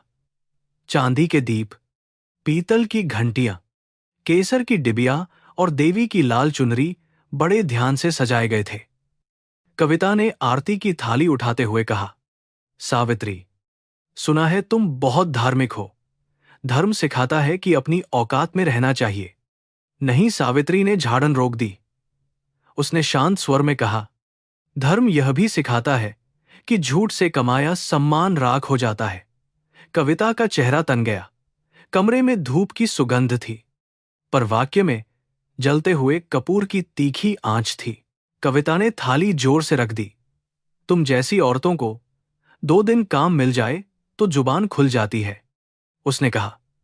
सावित्री ने सिर झुका लिया, मगर इस बार झुकना पराजय नहीं था। उसने उत्तर नहीं दिया। वह जानती थी कि गरीब की ऊंची आवाज तुरंत अपराध बन जाती है, जबकि अमीर का अपमान भी संस्कार कहलाता है। पर कविता की आंखों में जो घबराहट थी, उसने सावित्री को बहुत कुछ बता दिया। सच छिपाने वाला व्यक्ति क्रोध को ढाल बनाता है। कविता की ढाल चमकदार थी, पर भीतर कहीं दरार पड़ चुकी थी। उसी शाम अरविंद ने अपने पुराने वकील श्रीधर राव को बुलाया। सावित्री उस समय चाय लेकर अध्ययन कक्ष के बाहर पहुंची थी। दरवाजा पूरी तरह बंद नहीं था। उसने जानबूझकर सुनना नहीं चाहा, पर भीतर से उठते शब्द उसके कानों तक आ गए। वकील कह रहा था, उस केस की फाइल अब कानूनी रूप से दबी हुई है। अरविंद जी, ड्राइवर ने लिखित बयान दिया था। मुआवजे के कागज भी तैयार हुए थे। भले परिवार ने लिया न हो। अरविंद की आवाज टूटी हुई थी। उसने बयान स्वेच्छा से नहीं दिया था। श्रीधर, हम सब जानते थे। सावित्री का हाथ कांप गया। चाय की प्याली तश्तरी से टकराई और हल्की आवाज हुई। भीतर मौन छा गया। दरवाजा खुला तो अरविंद सामने था। उसके चेहरे पर क्रोध नहीं, भय था। सावित्री ने आंखें झुका ली और बोली, चाय रख दूं? साहब, अरविंद ने तश्तरी ले ली, पर उसके हाथ भी स्थिर नहीं थे। वकील ने उसे ऐसे देखा जैसे वह कोई दस्तावेज नहीं। खतरा हो। सावित्री मुड़ गई, पर उसके कानों में एक ही वाक्य हथौड़े की तरह बज रहा था। हम सब जानते थे। यह स्वीकारोक्ति नहीं थी, पर दरवाजे के पीछे से झांकती हुई सच्चाई थी। झुग्गी लौटते समय उसने बस नहीं ली। वह पैदल चलती रही, जबकि दूरी लंबी थी। मुंबई की सड़कें रात में भी थमती नहीं। हॉर्न, ठेले, भीगी मिट्टी, भुट्टे की महक और फुटपाथ पर सोते हुए लोग। उसे लगा शहर में हर चेहरा कोई ना कोई बोझ उठाए है। बस कुछ बोझ सोने की तिजोरी में छिपे हैं और कुछ फटी थैली में। रास्ते में उसने एक मां को बच्चे को भीख मांगना सिखाते देखा, तो उसका दिल कांप गया। क्या गरीबी इंसान को अपराध सिखाती है, या समाज पहले उसे अपराधी मान लेता है? घर पहुंचकर उसने मीरा को सब नहीं बताया, पर इतना कहा कि बाबूजी पर जो दाग था वह शायद झूठा था। मीरा की आंखें चमक उठीं। तो हम सबको बताएंगे ना? मां सावित्री ने गहरी सांस ली। सत्य बताना आसान नहीं बेटी। जिसके पास कागज, वकील और पैसा है, वह झूठ को भी मुहर लगा देता है। हमारे पास सिर्फ विश्वास है, मीरा ने दृढ़ स्वर में कहा। पर भगवान के पास क्या है? सावित्री ने बेटी को देखा। उस मासूम प्रश्न में उसे वर्षों बाद आशा की छोटी लौ दिखी। भगवान के पास समय है तो हमारे भारत, उसने धीरे से कहा। अगले दिन सावित्री ने मोहन के पुराने बक्से को फिर खंगाला। कपड़े के टुकड़े, टिकट और लाइसेंस के नीचे एक बहुत पुरानी दवाई की पर्ची मिली, जिस पर मुंबई के एक निजी अस्पताल का नाम था। तारीख दुर्घटना के 2 दिन बाद की थी। मरीज का नाम मोहनलाल नहीं, नंदिनी मेहता था, पर नीचे आपातकालीन संपर्क के स्थान पर मोहन की लिखावट जैसी एक लाइन थी, ड्राइवर उपस्थित। सावित्री को समझ नहीं आया कि यह पर्ची मोहन के पास कैसे आई। शायद उसने अस्पताल में मेम साहब को पहुंचाया था। शायद वह दोषी नहीं, बचाने वाला था। उसने पर्ची कपड़े में बांधकर अपने ब्लाउज के भीतर रख ली। वह जानती थी कि यह प्रमाण नहीं, सिर्फ संकेत है, पर संकेत भी अंधेरे में दिया बन सकते हैं। मेहता हाउस पहुंचकर उसने देखा कि रोहन बरामदे में किसी से फोन पर झगड़ रहा था। उसकी आवाज धीमी थी, पर शब्द तीखे थे। मैंने कहा ना, 2 दिन दे, पापा से पैसे निकाल लूंगा। नहीं, कविता बुआ को मत घसीट। सावित्री उसे अनदेखा कर आगे बढ़ी, पर रोहन ने उसे रोक लिया।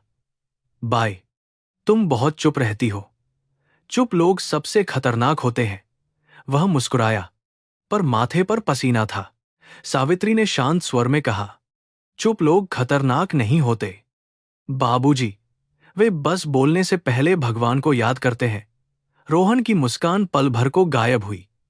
उसने सिगरेट जलाई और बोला, भगवान इस घर में बहुत बार बुलाया गया है, पर आया नहीं, शायद रास्ता भूल गया। सावित्री ने उसे देखा। उसके भीतर उस युवक के लिए क्रोध नहीं, दया उठी। वह अमीर था, पर आंखों में अनाथपन था। उसे लगा जैसे रोहन उस घर का बेटा होकर भी किसी अनसुनी चोट का बच्चा बना हुआ है। धन से भरी छाती भी प्रेम के बिना खाली रह जाती है। दोपहर के बाद अरविंद ने सावित्री को बुलाकर पूछा, तुमने कल कुछ सुना? सावित्री ने झूठ नहीं बोला। कुछ शब्द कान में पड़े। साहब, सुनने की इच्छा नहीं थी, अरविंद ने थके स्वर में कहा। इच्छा न हो तब भी लोग बहुत कुछ सुन लेते हैं। फिर वह खिड़की की ओर देखने लगा। मोहन तुम्हारा पति था, इसलिए शायद तुम्हें यह जानने का अधिकार है कि वह वफादार आदमी था। सावित्री का हृदय धड़क उठा। वफादार किसके प्रति? साहब, अपने मालिक के प्रति या सत्य के प्रति? यह प्रश्न हवा में लटक गया और अरविंद के पास उत्तर नहीं था।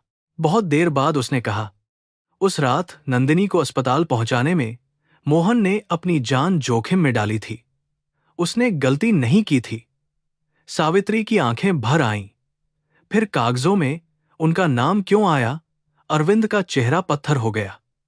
उसने धीरे से कहा, क्योंकि घर बचाना था। यह वाक्य सुनते ही सावित्री को लगा कि उसके भीतर कुछ टूट गया। घर बचाना था। किसका घर? वह घर जो संगमरमर का था, या वह घर जो बाड़मेर में मिट्टी से बना था और मोहन की इज्जत के साथ ढह गया था? सावित्री ने कांपती आवाज में पूछा, और मेरा घर, मेरे बच्चों के पिता, उनकी सांसें, उनकी नींद, उनका नाम, वे घर नहीं थे क्या? अरविंद ने आंखें बंद कर लीं। उसने जीवन में कई कठिन सौदे किए थे, पर यह प्रश्न किसी सौदे में नहीं बदला जा सकता था। उसने कहा, मैं उस समय कमजोर था। सावित्री के होंठ कांपे। साहब, गरीब आदमी कमजोर होता है तो भूखा सोता है। अमीर आदमी कमजोर होता है तो किसी गरीब का जीवन उसके नीचे दब जाता है। कमरे में घड़ी की टिक टिक बहुत तेज सुनाई देने लगी। उसी क्षण कविता बिना दस्तक दिए भीतर आ गई। उसने दोनों के चेहरों को देखा और बात समझ गई। भैया, नौकरों के सामने पुरानी बातें खोलना ठीक नहीं, उसने कठोर स्वर में कहा। सावित्री ने पहली बार उसे सीधे देखा। मेम साहब, नौकरों के सामने नहीं, इंसानों के सामने कहिए। मेरे पति नौकर थे, पर इंसान भी थे। कविता का चेहरा लाल हो गया। उसने अरविंद से कहा, देखा, मैंने कहा था ना, यह औरत मुसीबत है। अरविंद ने धीमे पर स्पष्ट स्वर में कहा, मुसीबत यह औरत नहीं, कविता। मुसीबत वह है जिसे हमने इतने साल सच मानने से इनकार किया। कविता कुछ क्षण के लिए चुप रह गई, फिर बोली, तुम्हें याद नहीं उस रात क्या दांव पर था? नंदिनी भाभी मर सकती थी, रोहन बच्चा था, अखबार बाहर खड़े थे, कंपनी का नाम मिट्टी में मिल जाता। मोहन ने पैसे लिए और बयान दिया। किसी ने उसके गले पर छुरी नहीं रखी थी। सावित्री की देह सिहर उठी। अरविंद ने मेज पर मुट्ठी मारी। बस, कविता। पर जो बात निकल चुकी थी वह लौट नहीं सकती थी। पैसे लिए यह आरोप मोहन की स्मृति पर दूसरा पत्थर था और सावित्री उसे स्वीकार नहीं कर सकती थी। मेरे पति ने पैसे लिए होते तो मेरे बच्चे दवा के बिना न तड़पते, सावित्री ने कहा। वे बीमारी से मरते समय भी कर्जदार थे, पर बेईमान नहीं थे। अगर आपके पास कागज हैं तो दिखाइए। अगर पैसे दिए थे तो रसीद दिखाइए। गरीब का अंगूठा ले लेना आसान है, पर उसके आंसू की रसीद कौन देता है? कविता उसकी ओर बढ़ी, पर अरविंद ने हाथ उठाकर रोक दिया। उसके चेहरे पर शर्म और क्रोध की मिलीजुली छाया थी। सावित्री ने नमस्ते की और कमरे से बाहर निकल गई। उसकी चाल धीमी थी, पर आत्मा पहले से सीधी थी। उस दिन के बाद घर में सावित्री के प्रति व्यवहार और ठंडा हो गया। रसोई की औरतें उससे बचतीं, पहरेदार उसे 2 बार जांचता, और कविता के आदमी हर कमरे में उसके पीछे निगाह रखते। उसे समझ आ गया कि सत्य पूछना भी अपराध माना जा रहा है। पर इसी बीच गोविंद काका ने उसे एक और संकेत दिया। उन्होंने बगीचे की मिट्टी में दबा एक पुराना धातु का बटन दिखाया, जिस पर मेहता परिवार की पुरानी कार सर्विस का निशान था। उस रात जिस कोर्ट वाले ने गाड़ी चलाई थी, उसके कफ से ऐसा बटन टूटा था। वे बोले, पर मैंने अदालत में यह नहीं कहा। सावित्री ने पूछा, कौन था वह? गोविंद काका ने होंठ भींच लिए। नाम मत पूछ, नाम में आग है। फिर उन्होंने धीरे से जोड़ा, मगर वह मोहन नहीं था। इतना अपनी आत्मा पर हाथ रखकर कह सकता हूं, सावित्री ने बटन नहीं लिया। उसे डर था कि बिना समझे प्रमाण संभालना खतरा बन सकता है, पर उसके मन में शक की दिशा बदलने लगी थी। क्या कविता उस रात कार में थी? क्या कोई और पुरुष? क्या अरविंद स्वयं? सत्य का चेहरा अभी धुंध में था, पर मोहन की निर्दोषता अब उसके भीतर दीपक की तरह स्थिर हो चुकी थी। रात में गोपाल की तबीयत अचानक बिगड़ गई। उसका चेहरा नीला पड़ने लगा और सांस लेते समय सीने से सीटी जैसी आवाज आई। सावित्री उसे गोद में उठाकर पड़ोस की ऑटो रिक्शा तक भागी।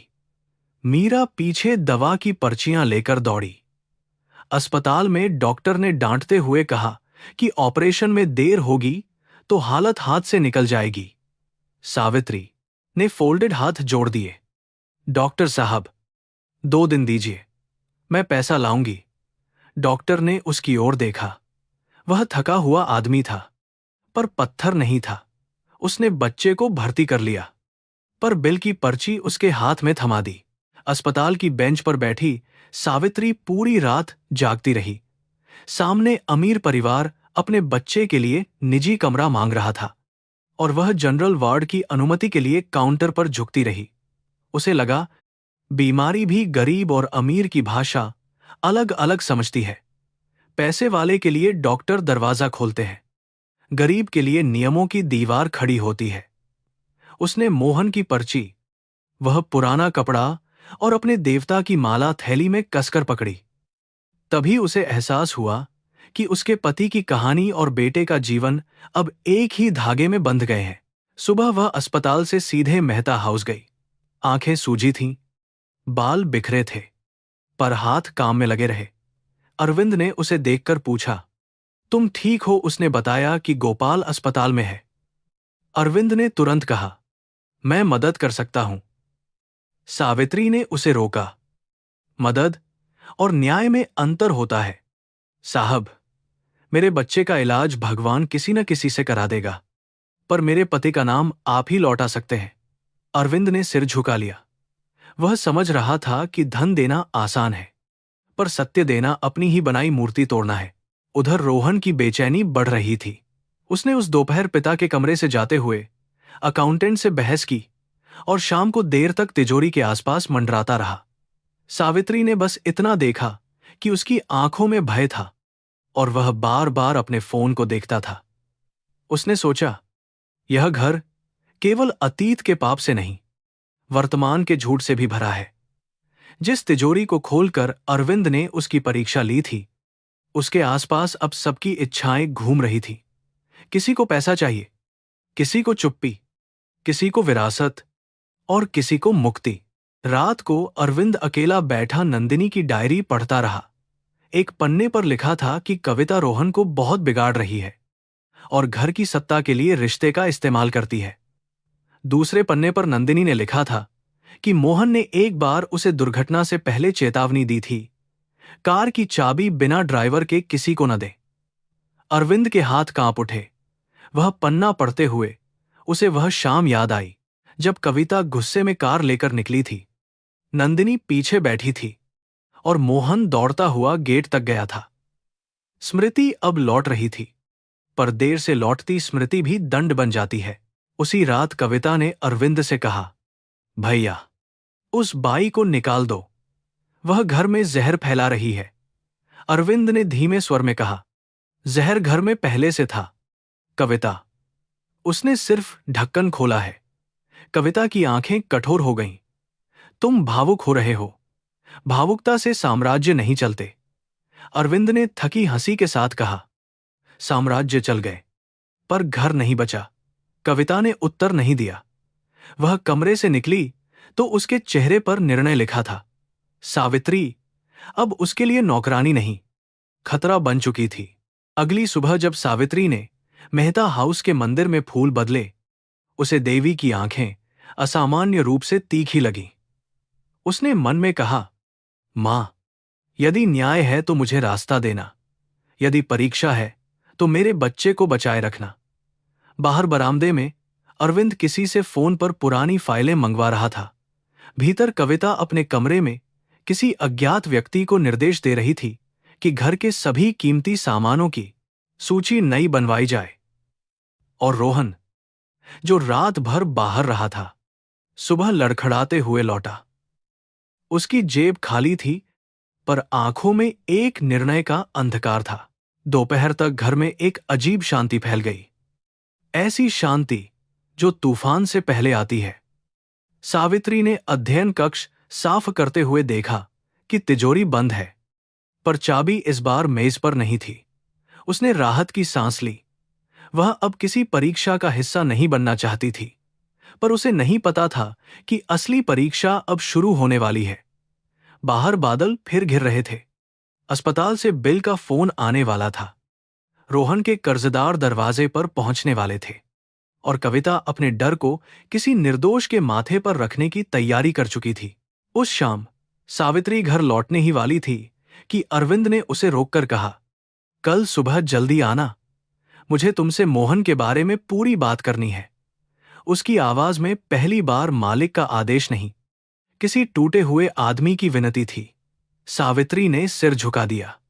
उसके भीतर आशा की एक कांपती रेखा खिंची। शायद कल सत्य मिलेगा, शायद मोहन का नाम लौटेगा, शायद गोपाल के लिए भी कोई राह खुलेगी। पर नियति अक्सर सत्य के दरवाजे से पहले अपमान की अग्नि परीक्षा रखती है।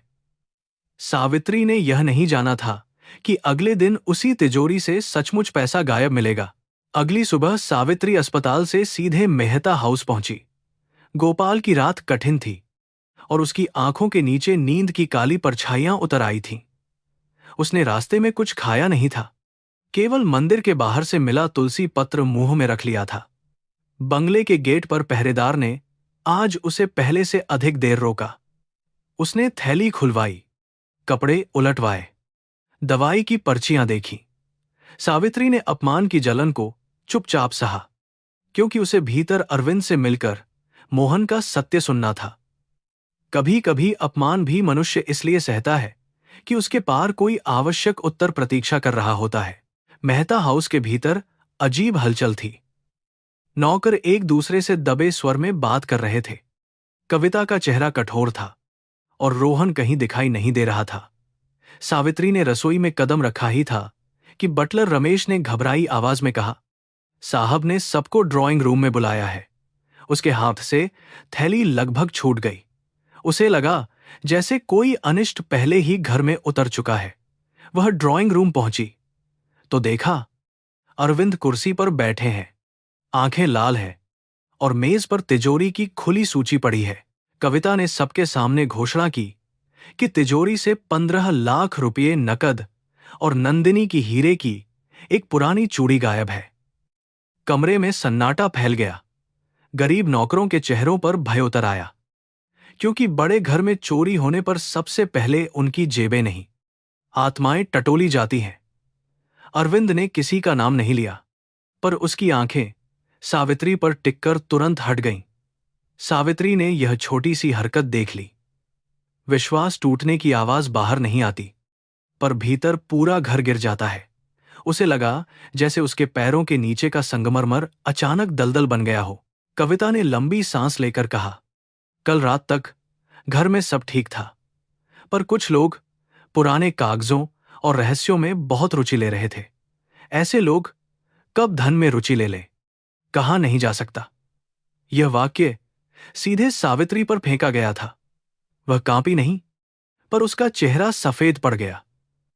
उसने दोनों हाथ जोड़कर कहा, मेम साहब, मैंने कुछ नहीं लिया। मैं भगवान की सौगंध खाती हूं। कविता हंसी। भगवान का नाम चोर भी लेते हैं। सवाल सौगंध का नहीं, सबूत का है। उस हंसी में वही घमंड था जो निर्धन की प्रार्थना को भी चाल समझता है। अरविंद चुप रहा। यही चुप्पी सावित्री को सबसे अधिक चुभी। जिस आदमी ने अपनी आंखों से उसे पहली बार खुली तिजोरी से दूर रहते देखा था, वही अब परिवार के सामने मौन होकर उसे गिरने दे रहा था। उसने उसकी ओर देखा, जैसे कह रही हो कि आप सत्य जानते हैं। अरविंद ने नजरें झुका लीं। वह भीतर से जानता था कि सावित्री ने पहले चोरी नहीं की थी, पर यह भी सोच रहा था कि बेटे की बीमारी, पैसों की मजबूरी और अपमान ने शायद उसे बदल दिया हो। संदेह जब लौटता है तो पुराने विश्वास को भी साथ बहा ले जाता है। रमेश बटलर ने कहा कि सभी नौकरों के कमरों और थैलियों की तलाशी ली जाएगी। सावित्री ने विरोध नहीं किया। उसने अपनी कपड़े की थैली स्वयं आगे रख दी। उसमें अस्पताल की पर्ची, गोपाल की दवा, आधी सूखी रोटी, मोहन की पुरानी फोटो और तुलसी की माला थी। कविता ने एक एक चीज उठाई, जैसे हर वस्तु में अपराध छिपा हो। जब मोहन की तस्वीर निकली, कविता की आंखों में क्षण भर के लिए असहजता आई। फिर उसने व्यंग्य से कहा, मर चुके लोगों के नाम पर भी कितना नाटक होता है। सावित्री के भीतर आग लगी, पर उसने होंठ भींच लिए। इंकरिंग पेटर के अभी तलाशी में कुछ नहीं मिला। फिर भी कविता रुकी नहीं। उसने आदेश दिया कि सावित्री के घर की भी जांच होगी। यह सुनते ही सावित्री का चेहरा तमतमा उठा। मेरे घर में बीमार बच्चा है मेम साहब, वहां अपमान ले जाकर मत रखिए, उसने कहा। कविता ने कठोर स्वर में उत्तर दिया। यदि छिपाने को कुछ नहीं तो डर किस बात का। अरविंद ने धीमे से कहा, कविता, अभी यह आवश्यक नहीं। पर उसकी आवाज में दृढ़ता नहीं थी। सावित्री समझ गई कि घर में उसका कोई नहीं है। गरीब आदमी की ईमानदारी भी तब तक मान्य है जब तक अमीर को सुविधा दे।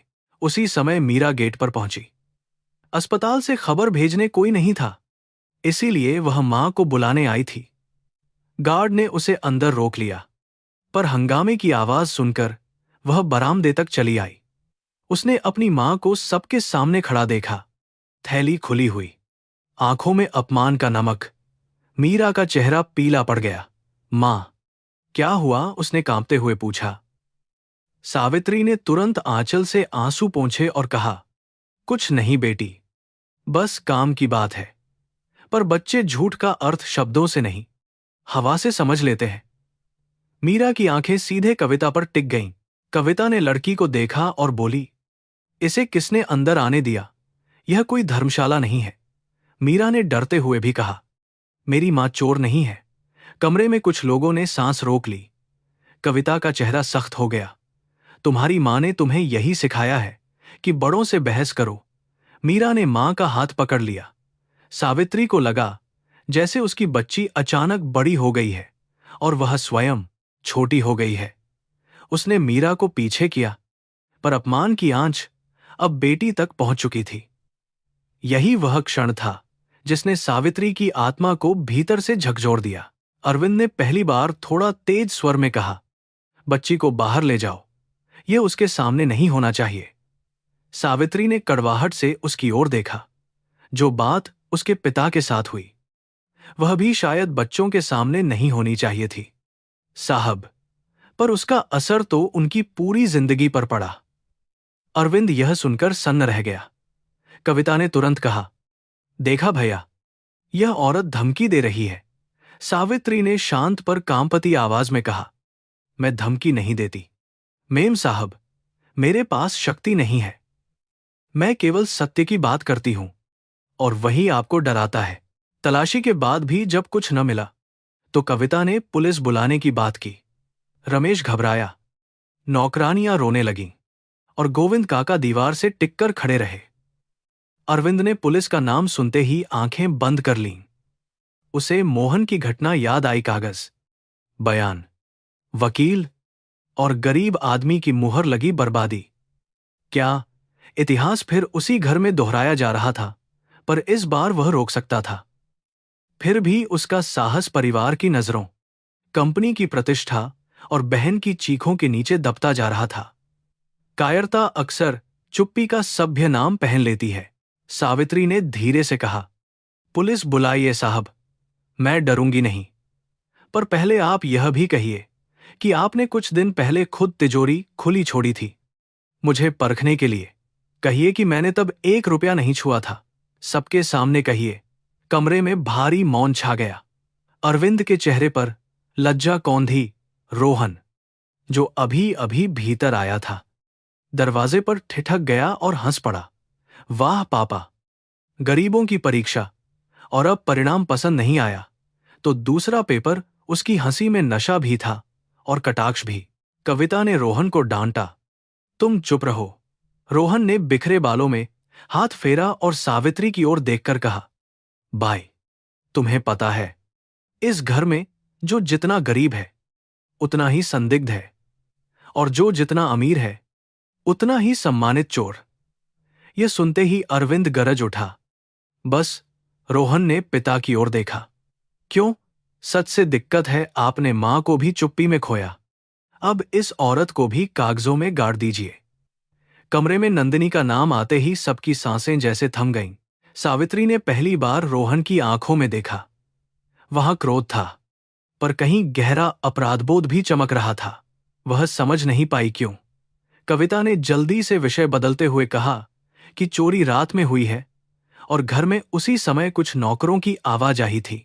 उसने सुरक्षा कैमरा देखने की मांग की। अरविंद ने तुरंत स्क्रीन मंगवाई।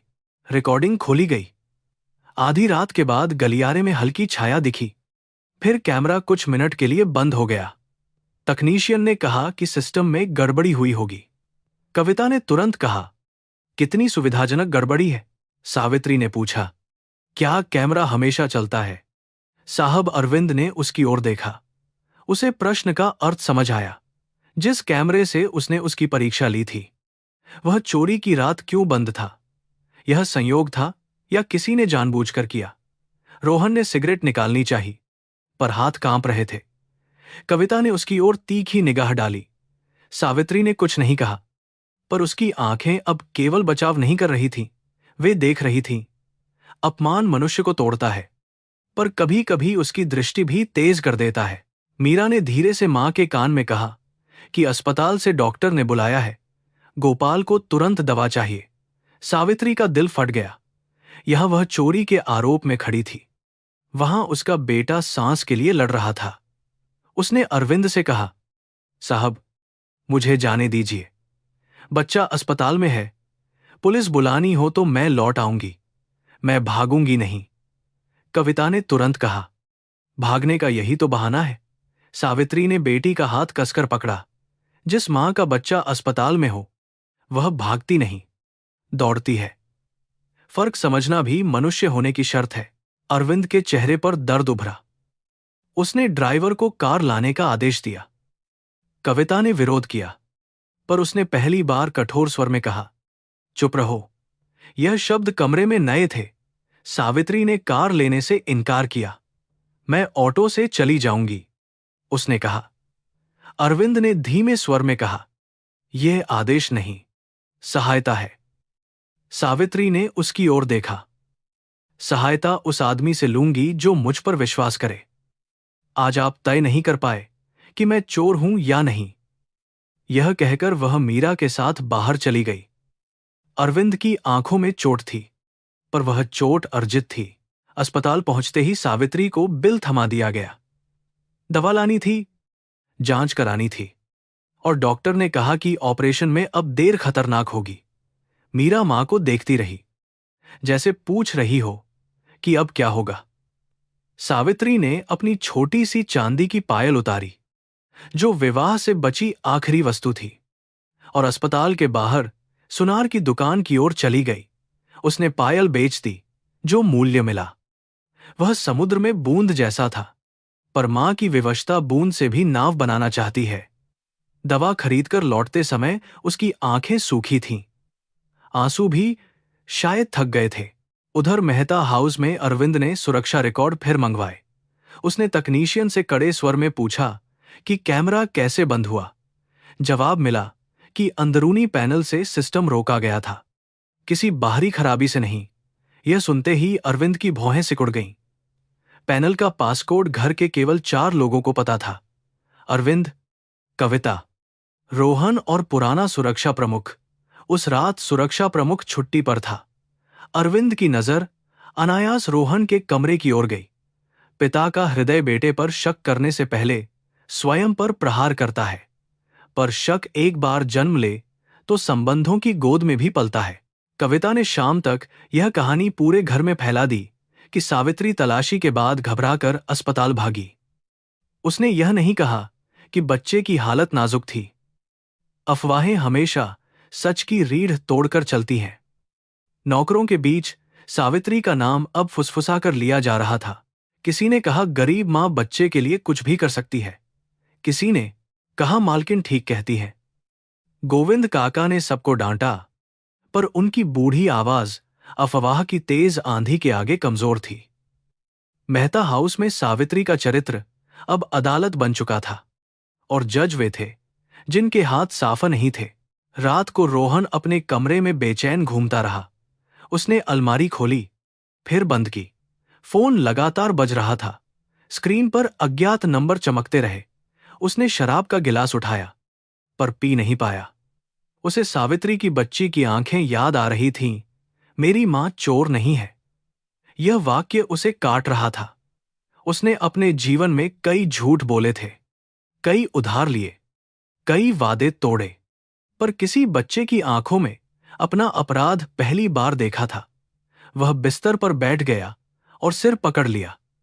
पाप का भार तब सबसे अधिक होता है जब वह किसी निर्दोष के माथे रखा जाए। कविता देर रात उसके कमरे में आई। दरवाजा बंद करके उसने धीमे स्वर में पूछा, पैसा कहाँ है? रोहन ने झुंझलाकर कहा, आपको इससे मतलब नहीं। कविता की आवाज फुसफुसाहट थी, पर उसमें आदेश था। मुझे सबसे मतलब है। तुम्हारे कर्जदार घर तक आ जाएंगे तो परिवार की इज्जत मिट्टी में मिलेगी। अभी सबसे आसान रास्ता वही है जो चल रहा है। बाई पर शक है, शक को आरोप बनने दो। रोहन ने उसे देखा, और अगर पापा ने कैमरा देख लिया? कविता मुस्कुराई। तुम्हारे पापा सत्य से अधिक परिवार से डरते हैं, हमेशा डरते आए हैं। रोहन ने कांपते स्वर में कहा, वह औरत चोर नहीं है। कविता ने ठंडे स्वर में कहा, इस घर में कौन क्या है यह हम तय करते हैं। मोहन भी दोषी नहीं था, फिर कागजों में दोषी बना। दुनिया कागज पढ़ती है, आत्मा नहीं। यह सुनते ही रोहन जैसे पत्थर हो गया। उसे बचपन से दुर्घटना की अधूरी बातें सुनाई गई थीं, पर इतने स्पष्ट शब्दों में कभी नहीं। कविता ने महसूस किया कि वह अधिक बोल गई है। उसने तुरंत बात मोड़ी। जो हुआ परिवार बचाने के लिए हुआ, अब भी वही करना है। पर उसके शब्द रोहन की चेतना में जहर की तरह उतर चुके थे। अस्पताल की बेंच पर सावित्री ने रात काटी। गोपाल की दवा से सांस कुछ संभली थी, पर ऑपरेशन की तारीख बिना जमा रकम के नहीं मिल सकती थी। मीरा मां के कंधे पर सिर रखे सो गई। सावित्री ने दोनों बच्चों को देखा और मन में मोहन से बात की। तुमने किसे बचाया था? मोहन, उस घर को जिसने तुम्हारा नाम छीन लिया। क्या तुम्हारी चुप्पी हमारी परीक्षा थी, या तुम्हारी मजबूरी? कोई उत्तर नहीं आया। अस्पताल की रोशनी सफेद और निर्दयी थी, पर उसी रोशनी में उसने निर्णय लिया कि वह कल फिर जाएगी, भागकर अपने पति की स्मृति को दूसरी बार दोषी नहीं होने देगी। सुबह वह मेहता हाउस लौटी तो गेट पर पुलिस की जीप खड़ी थी। उसके कदम ठिठक गए। मीरा उसके साथ थी, क्योंकि अस्पताल में पड़ोसन बैठी थी। कविता बरामदे से नीचे उतरी और संतोष भरी आवाज में बोली, अच्छा हुआ तुम आ गईं। इंस्पेक्टर साहब तुमसे कुछ प्रश्न करेंगे। सावित्री ने भीतर उठते भय को रोका। पुलिस की वर्दी गरीब को कानून से पहले सजा की याद दिलाती है। उसने मीरा को पीछे किया और कहा, मैं उत्तर दूंगी, पर मेरी बेटी सामने नहीं रहेगी। इंस्पेक्टर ने उसे ऊपर से नीचे तक देखा, जैसे अपराध गरीबी की सिलवटों में मिल जाएगा। प्रश्न शुरू हुए। कल कहाँ थी? रात में कब गई? तिजोरी के बारे में क्या जानती है? बच्चे की बीमारी का खर्च कितना है? क्या उसे पैसे की जरूरत थी? सावित्री हर उत्तर साफ देती रही। जब इंस्पेक्टर ने पूछा कि क्या उसने कभी तिजोरी खुली देखी है, कमरे में अरविंद का चेहरा बदल गया। सावित्री ने उसकी ओर देखा, फिर कहा, हां, एक बार खुली देखी थी, मैंने बंद कर दी थी। साहब जानते हैं। सबकी नजर अरविंद पर गई। अब उसके पास चुप रहने का अवसर नहीं था। उसने धीमे पर स्पष्ट स्वर में कहा, यह सच है, उसने उस दिन कुछ नहीं लिया था। यह स्वीकारोक्ति कमरे में पत्थर की तरह गिरी। कविता का चेहरा तना, इंस्पेक्टर की आंखें बदल गईं और सावित्री की पलकों पर आंसू आ गए। यह न्याय नहीं था, पर अपमान के बीच एक छोटी सी ढाल थी। फिर भी इंस्पेक्टर ने कहा कि चोरी बाद में भी हो सकती है। सावित्री ने सिर उठाकर कहा, साहब, जिसने भूख में भी न लिया, वह अपमान के बाद क्यों लेगी? मेरे बेटे को पैसा चाहिए, पर उसे चोर मां नहीं चाहिए। मीरा रो पड़ी। अरविंद ने उस बच्ची की ओर देखा और उसके भीतर नंदिनी की खोई हुई संतान का चेहरा उभर आया। कर्म अजीब रास्तों से दर्पण दिखाता है। तभी अकाउंटेंट ने आकर बताया कि गायब चूड़ी का बीमा रिकॉर्ड पुराना है और वह महीनों पहले मरम्मत के लिए जौहरी को भेजी गई थी। कविता ने तुरंत कहा कि उसे याद नहीं रहा, पर नकद रकम अब भी गायब थी। अरविंद ने कड़े स्वर में पूछा कि तिजोरी आखिरी बार किसने खोली? अकाउंटेंट ने बताया कि पिछले सप्ताह अरविंद ने। फिर अगले दिन रोहन ने कुछ दस्तावेज लेने के नाम पर कमरे में समय बिताया था। रोहन उस समय कमरे में नहीं था। इंस्पेक्टर ने उसका नाम नोट किया। कविता ने बात काटनी चाही, पर अरविंद ने उसे रोक दिया। पहली बार हवा थोड़ी बदलती हुई लगी। रोहन को बुलाया गया। वह देर से आया। आंखें सूजी थीं। इंस्पेक्टर ने साधारण प्रश्न पूछे, पर उसके उत्तर टूटे हुए थे। उसने कहा कि उसे पासकोड नहीं मालूम। फिर याद दिलाने पर बोला कि कभी कभी पिता ने उसे बताया था। उसने कहा कि वह रात घर में नहीं था, पर गार्ड की सूची में उसका प्रवेश आधी रात के बाद दर्ज था। कमरे में तनाव बढ़ गया। सावित्री सब देख रही थी। वह चाहती तो उस पर उंगली उठा सकती थी, पर उसने चुप्पी रखी। अन्याय सहने वाला हर बार प्रतिशोधी नहीं हो जाता। कभी कभी वह दूसरों के पतन में भी दया खोजता है। तेल ही। इंस्पेक्टर ने रोहन से सख्ती की तो वह भड़क उठा। हां, मैं आया था। हां, मुझे पैसे चाहिए थे, पर मैं चोर नहीं हूं। कविता ने तुरंत कहा, बच्चा परेशान है, आप उसे अपराधी की तरह मत पूछिए। सावित्री ने भीतर से एक कटु मुस्कान महसूस की। उसके लिए यही प्रश्न अपराध सिद्ध करने को पर्याप्त थे, पर रोहन के लिए वे परेशानी कहलाए। समाज में न्याय भी कपड़े देखकर भाषा बदल लेता है।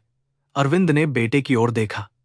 सच बोलो, रोहन, यह आदेश नहीं, टूटे हुए पिता की प्रार्थना थी। रोहन की आंखें भर आईं, पर उसने सिर फेर लिया। जांच अधूरी रही। पुलिस ने कहा कि सब पर नजर रखी जाएगी और कोई भी घर छोड़कर नहीं जाएगा। सावित्री ने कहा कि उसे अस्पताल जाना होगा। इंस्पेक्टर ने अनुमति दी, पर कविता ने तिरस्कार से कहा, नाटक जारी है। सावित्री ने उत्तर नहीं दिया। वह बाहर निकली तो अरविंद पीछे आया। उसने धीरे से कहा, मैंने आज तुम्हारे पक्ष में सच कहा। सावित्री ने थकी आंखों से देखा। साहब, सच मेरा पक्ष नहीं, अपना पक्ष होता है। उसे कहने में इतना समय क्यों लगा? अरविंद के पास फिर कोई उत्तर नहीं था। कुछ प्रश्न ऐसे होते हैं जो आदमी की पूरी उम्र को कटघरे में खड़ा कर देते हैं। अस्पताल जाते हुए मीरा ने पूछा, मां, क्या बड़े लोग झूठ बोलते हैं तो भगवान देखता है? सावित्री ने रिक्शे की कांपती सीट पर बेटी का हाथ पकड़ा। भगवान देखता है बेटी, पर तुरंत बोलता नहीं। शायद इसलिए कि मनुष्य को खुद बोलने का अवसर मिले। मीरा ने आंसू पोंछे। और अगर वे फिर भी न बोले? सावित्री ने खिड़की से बाहर देखा। सड़क पर मंदिर, मस्जिद, दुकानें, झुग्गियां, कारें सब साथ दौड़ रहे थे। तब कर्म बोलता है, उसने कहा। कभी बीमारी बनकर, कभी पछतावा बनकर, कभी किसी गरीब की आंखों में सत्य बनकर। शाम तक खबर आई कि गोपाल की हालत स्थिर है, पर ऑपरेशन की जमा राशि अब भी बाकी है। सावित्री ने अस्पताल के कोने में बैठकर हिसाब जोड़ा। वेतन, पायल का पैसा, पड़ोसियों से छोटा कर्ज, सब मिलाकर भी रकम दूर थी। उसी समय अरविंद का ड्राइवर एक लिफाफा लेकर आया। उसमें अस्पताल के नाम अग्रिम भुगतान की रसीद थी। सावित्री के हाथ कांपे। उसने पूछा, किसने दिया? ड्राइवर बोला, साहब ने कहा है। यह दान नहीं, कर्मचारी सहायता है। सावित्री की आंखों में आंसू आए, पर मन में उलझन थी। सहायता ने बच्चे की सांस बचाई, पर आत्मसम्मान को फिर परीक्षा में खड़ा कर दिया। रात में वह मेहता हाउस पहुंची नहीं, पर उसके बारे में वहां चर्चा जारी थी। अरविंद ने रोहन के बैंक विवरण मंगवाए और उनमें अजीब निकासी तथा जुए से जुड़े संदिग्ध लेन देन मिले। कविता बार बार हस्तक्षेप करती रही, पर अब अरविंद की आंखों में थकान के साथ दृढ़ता भी थी। उसे समझ आने लगा था कि जिस गरीब स्त्री पर वह संदेह कर रहा था, वह शायद इस घर की सबसे साफा आत्मा है। और जिन पर रक्त का अधिकार था, वे धन की दीवारों के पीछे अपने अपने अपराध छिपाए बैठे थे। तिजोरी से गायब रकम अब परिवार का दर्पण बन चुकी थी। आधी रात को रोहन अपने पिता के कमरे में आया। उसके हाथ कांप रहे थे। उसने कहा, पापा, मुझे आपसे बात करनी है। अरविंद ने उसे बैठने को कहा। रोहन की आंखों में भय और पश्चाताप दोनों थे, पर शब्द बाहर नहीं आ रहे थे। तभी कविता भी भीतर आ गई, जैसे उसे पहले से आभास था। उसने रोहन के कंधे पर हाथ रखा और कहा, जो कहना है सोचकर कहना। कुछ बातें कह देने से वापस नहीं ली जाती। रोहन ने उसकी ओर देखा। उसे पहली बार अपनी बुआ का हाथ स्नेह नहीं, बेड़ी लगा। बाहर कहीं बिजली कड़की। घर के भीतर दबे अपराधों पर आकाश ने मानो मुहर लगा दी। रोहन ने कुछ नहीं कहा। वह उठकर चला गया। अरविंद ने कविता को देखा। तुम उससे क्या छिपा रही हो? कविता ने शांत चेहरा बनाकर कहा, मैं उसे बचा रही हूं, जैसे हमेशा इस परिवार को बचाया है। अरविंद ने धीमे स्वर में कहा। किस कीमत पर? कविता की आंखें ठंडी हो गईं। कीमत वही देते हैं जिनके पास खोने को कुछ होता है। मोहन जैसे लोग तो वैसे भी मिट्टी में मिल जाते हैं। यह सुनते ही अरविंद की आत्मा तक काम गई। उसे लगा, इतने वर्षों से वह अपनी बहन को समझदार मानता रहा, पर उसके भीतर करुणा की जगह पत्थर था। शायद वही पत्थर अब पूरे घर पर गिरने वाला था। सुबह होने से पहले अरविंद ने तिजोरी फिर खोली। वह खाली जगह देखता रहा जहां नकद रखा था। फिर उसने नंदिनी की डायरी उठाई, मोहन की तस्वीर निकाली और पहली बार दोनों को साथ रखा। उसे लगा जैसे मृत पत्नी और मृत ड्राइवर दोनों उससे उत्तर मांग रहे हों। उसने निर्णय लिया कि पुरानी फाइलें, दुर्घटना का बयान और सुरक्षा रिकॉर्ड सब सामने आएंगे, पर निर्णय लेना और उसे निभाना अलग बात है। घर में कविता थी, रोहन का अपराध था, कंपनी की प्रतिष्ठा थी और सावित्री का घायल आत्मसम्मान था। फिर भी कहीं भीतर एक दरार से प्रकाश प्रवेश कर चुका था। सावित्री अगले दिन फिर आई। वह कमजोर थी, पर आंखों में अडिगता थी। अरविंद ने उसे देखकर कहा, गोपाल की राशि जमा कर दी गई है, ऑपरेशन होगा। सावित्री की पलकों से आंसू गिर पड़े, पर उसने हाथ नहीं जोड़े। बच्चे की जान बचाने के लिए मैं आपका हण मानूंगी, पर मेरे पति का सत्य अभी भी आपका क्षण है, साहब। अरविंद ने सिर झुका दिया। उसी क्षण पुलिस का फोन आया। रोहन के एक कर्जदार को पकड़ा गया था और उसने बताया कि पिछली रात बड़ी रकम मेहता हाउस से आई थी। कमरे में सावित्री, अरविंद और कविता साथ खड़े थे। अब आरोप की दिशा बदल चुकी थी। पुलिस के फोन के बाद कमरे की हवा बदल गई। अरविंद ने रिसीवर धीरे से रखा, पर उसका हाथ कांप रहा था। कविता ने तुरंत पूछा, किसका फोन था? उसकी आवाज में चिंता से अधिक हिसाब था। अरविंद ने उसकी ओर देखा और पहली बार उसे बहन नहीं, उस व्यवस्था का चेहरा समझा जिसने वर्षों से अपने अपराधों को परिवार की मर्यादा कहकर ढंका था। रोहन के कर्जदार पकड़े गए हैं, उसने कहा। उन्होंने बताया है कि पैसा यहीं से गया। सावित्री चुप खड़ी रही। उसके भीतर राहत नहीं, एक भारी थकान उठी, क्योंकि निर्दोष सिद्ध होना भी अपमान झेलने के बाद उत्सव नहीं रह जाता। कविता का चेहरा क्षण भर के लिए फीका पड़ा। फिर उसने अपना संयम लौटा लिया। कर्जदार कुछ भी कहेंगे, पुलिस पर भरोसा करना मूर्खता है, उसने कहा। अरविंद ने ठंडी आवाज में उत्तर दिया, पुलिस पर नहीं, तुम्हारी घबराहट पर भरोसा कर रहा हूं। यह वाक्य सुनते ही कविता की आंखों में क्रोध चमका। सावित्री को लगा जैसे इस घर की दीवारों के पीछे छिपे सांप अब फूंफकारने लगे हैं। वह वहां से जाना चाहती थी, पर उसके पति का नाम, उसके बेटे की सांस और उसके अपने अपमान की राख उसे उसी कमरे में रोके हुए थी। रोहन को बुलाया गया। वह सीढ़ियों से उतरा तो चेहरा पीला था और बाल बिखरे हुए। उसकी आंखें रात भर रोए हुए बच्चे जैसी थीं, हालांकि शरीर जवान आदमी का था। अरविंद ने उससे सीधे पूछा, क्या तुमने तिजोरी से पैसा लिया? रोहन ने होंठ खोले, पर आवाज नहीं निकली।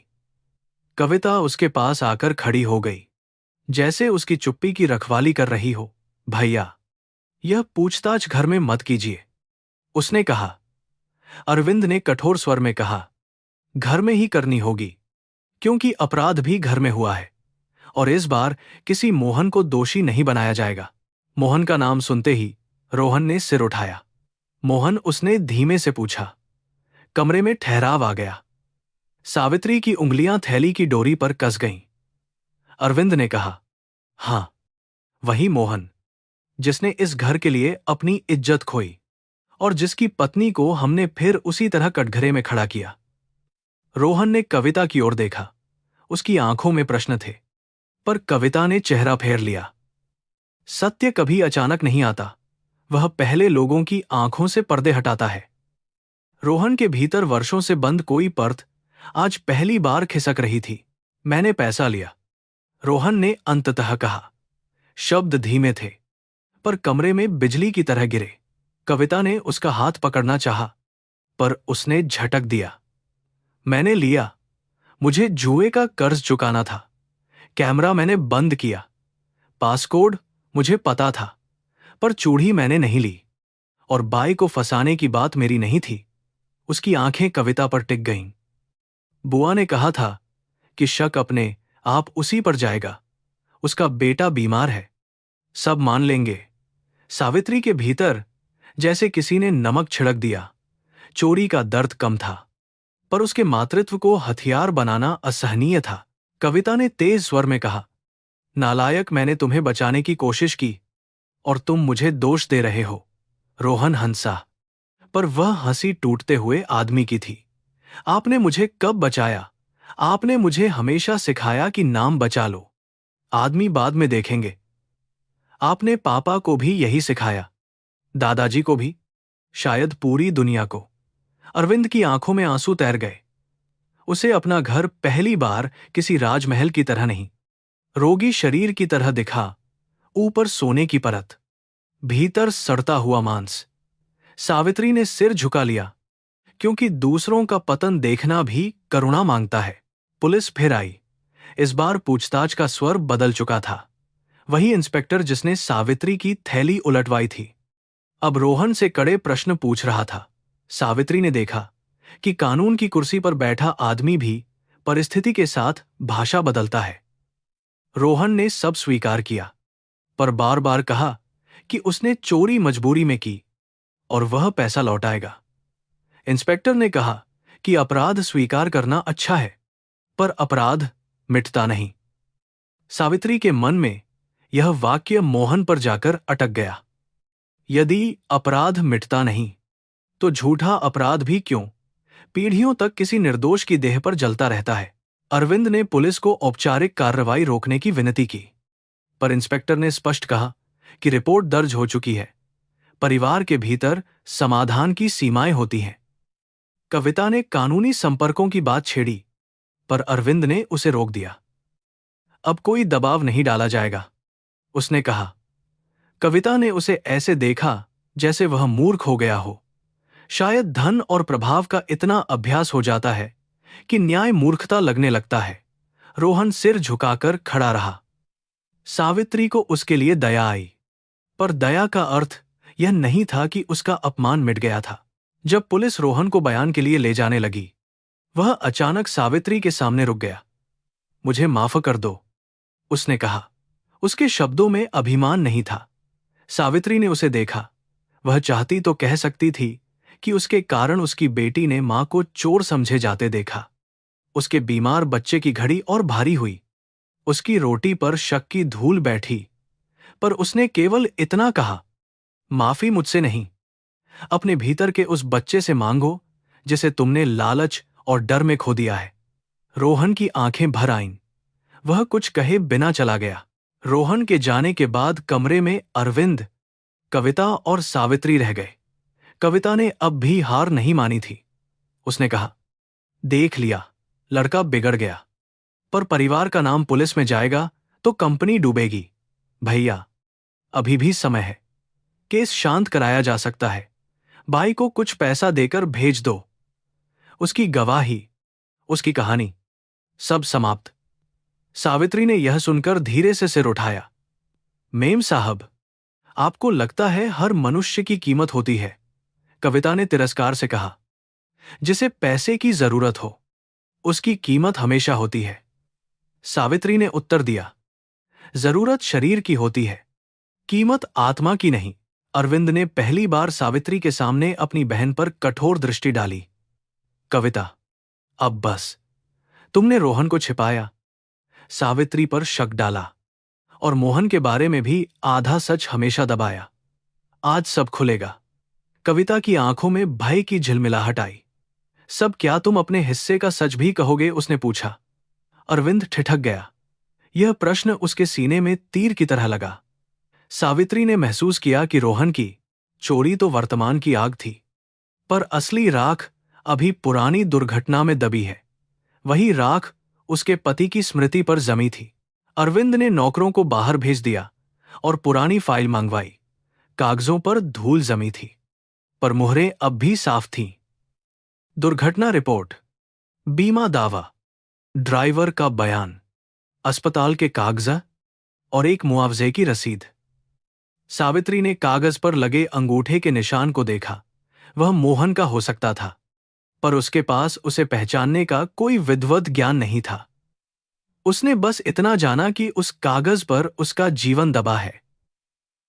अरविंद ने धीमे स्वर में कहा, मोहन ने बयान दिया था कि गलती उसकी थी, पर वह बयान सत्य नहीं था। कमरे में किसी ने सांस तक न ली। अरविंद ने आगे कहा, उस रात नंदिनी गर्भवती थी, घर में झगड़ा हुआ था, कविता ने गाड़ी निकाल ली थी। गुस्से में नंदिनी उसे रोकने पीछे बैठ गई।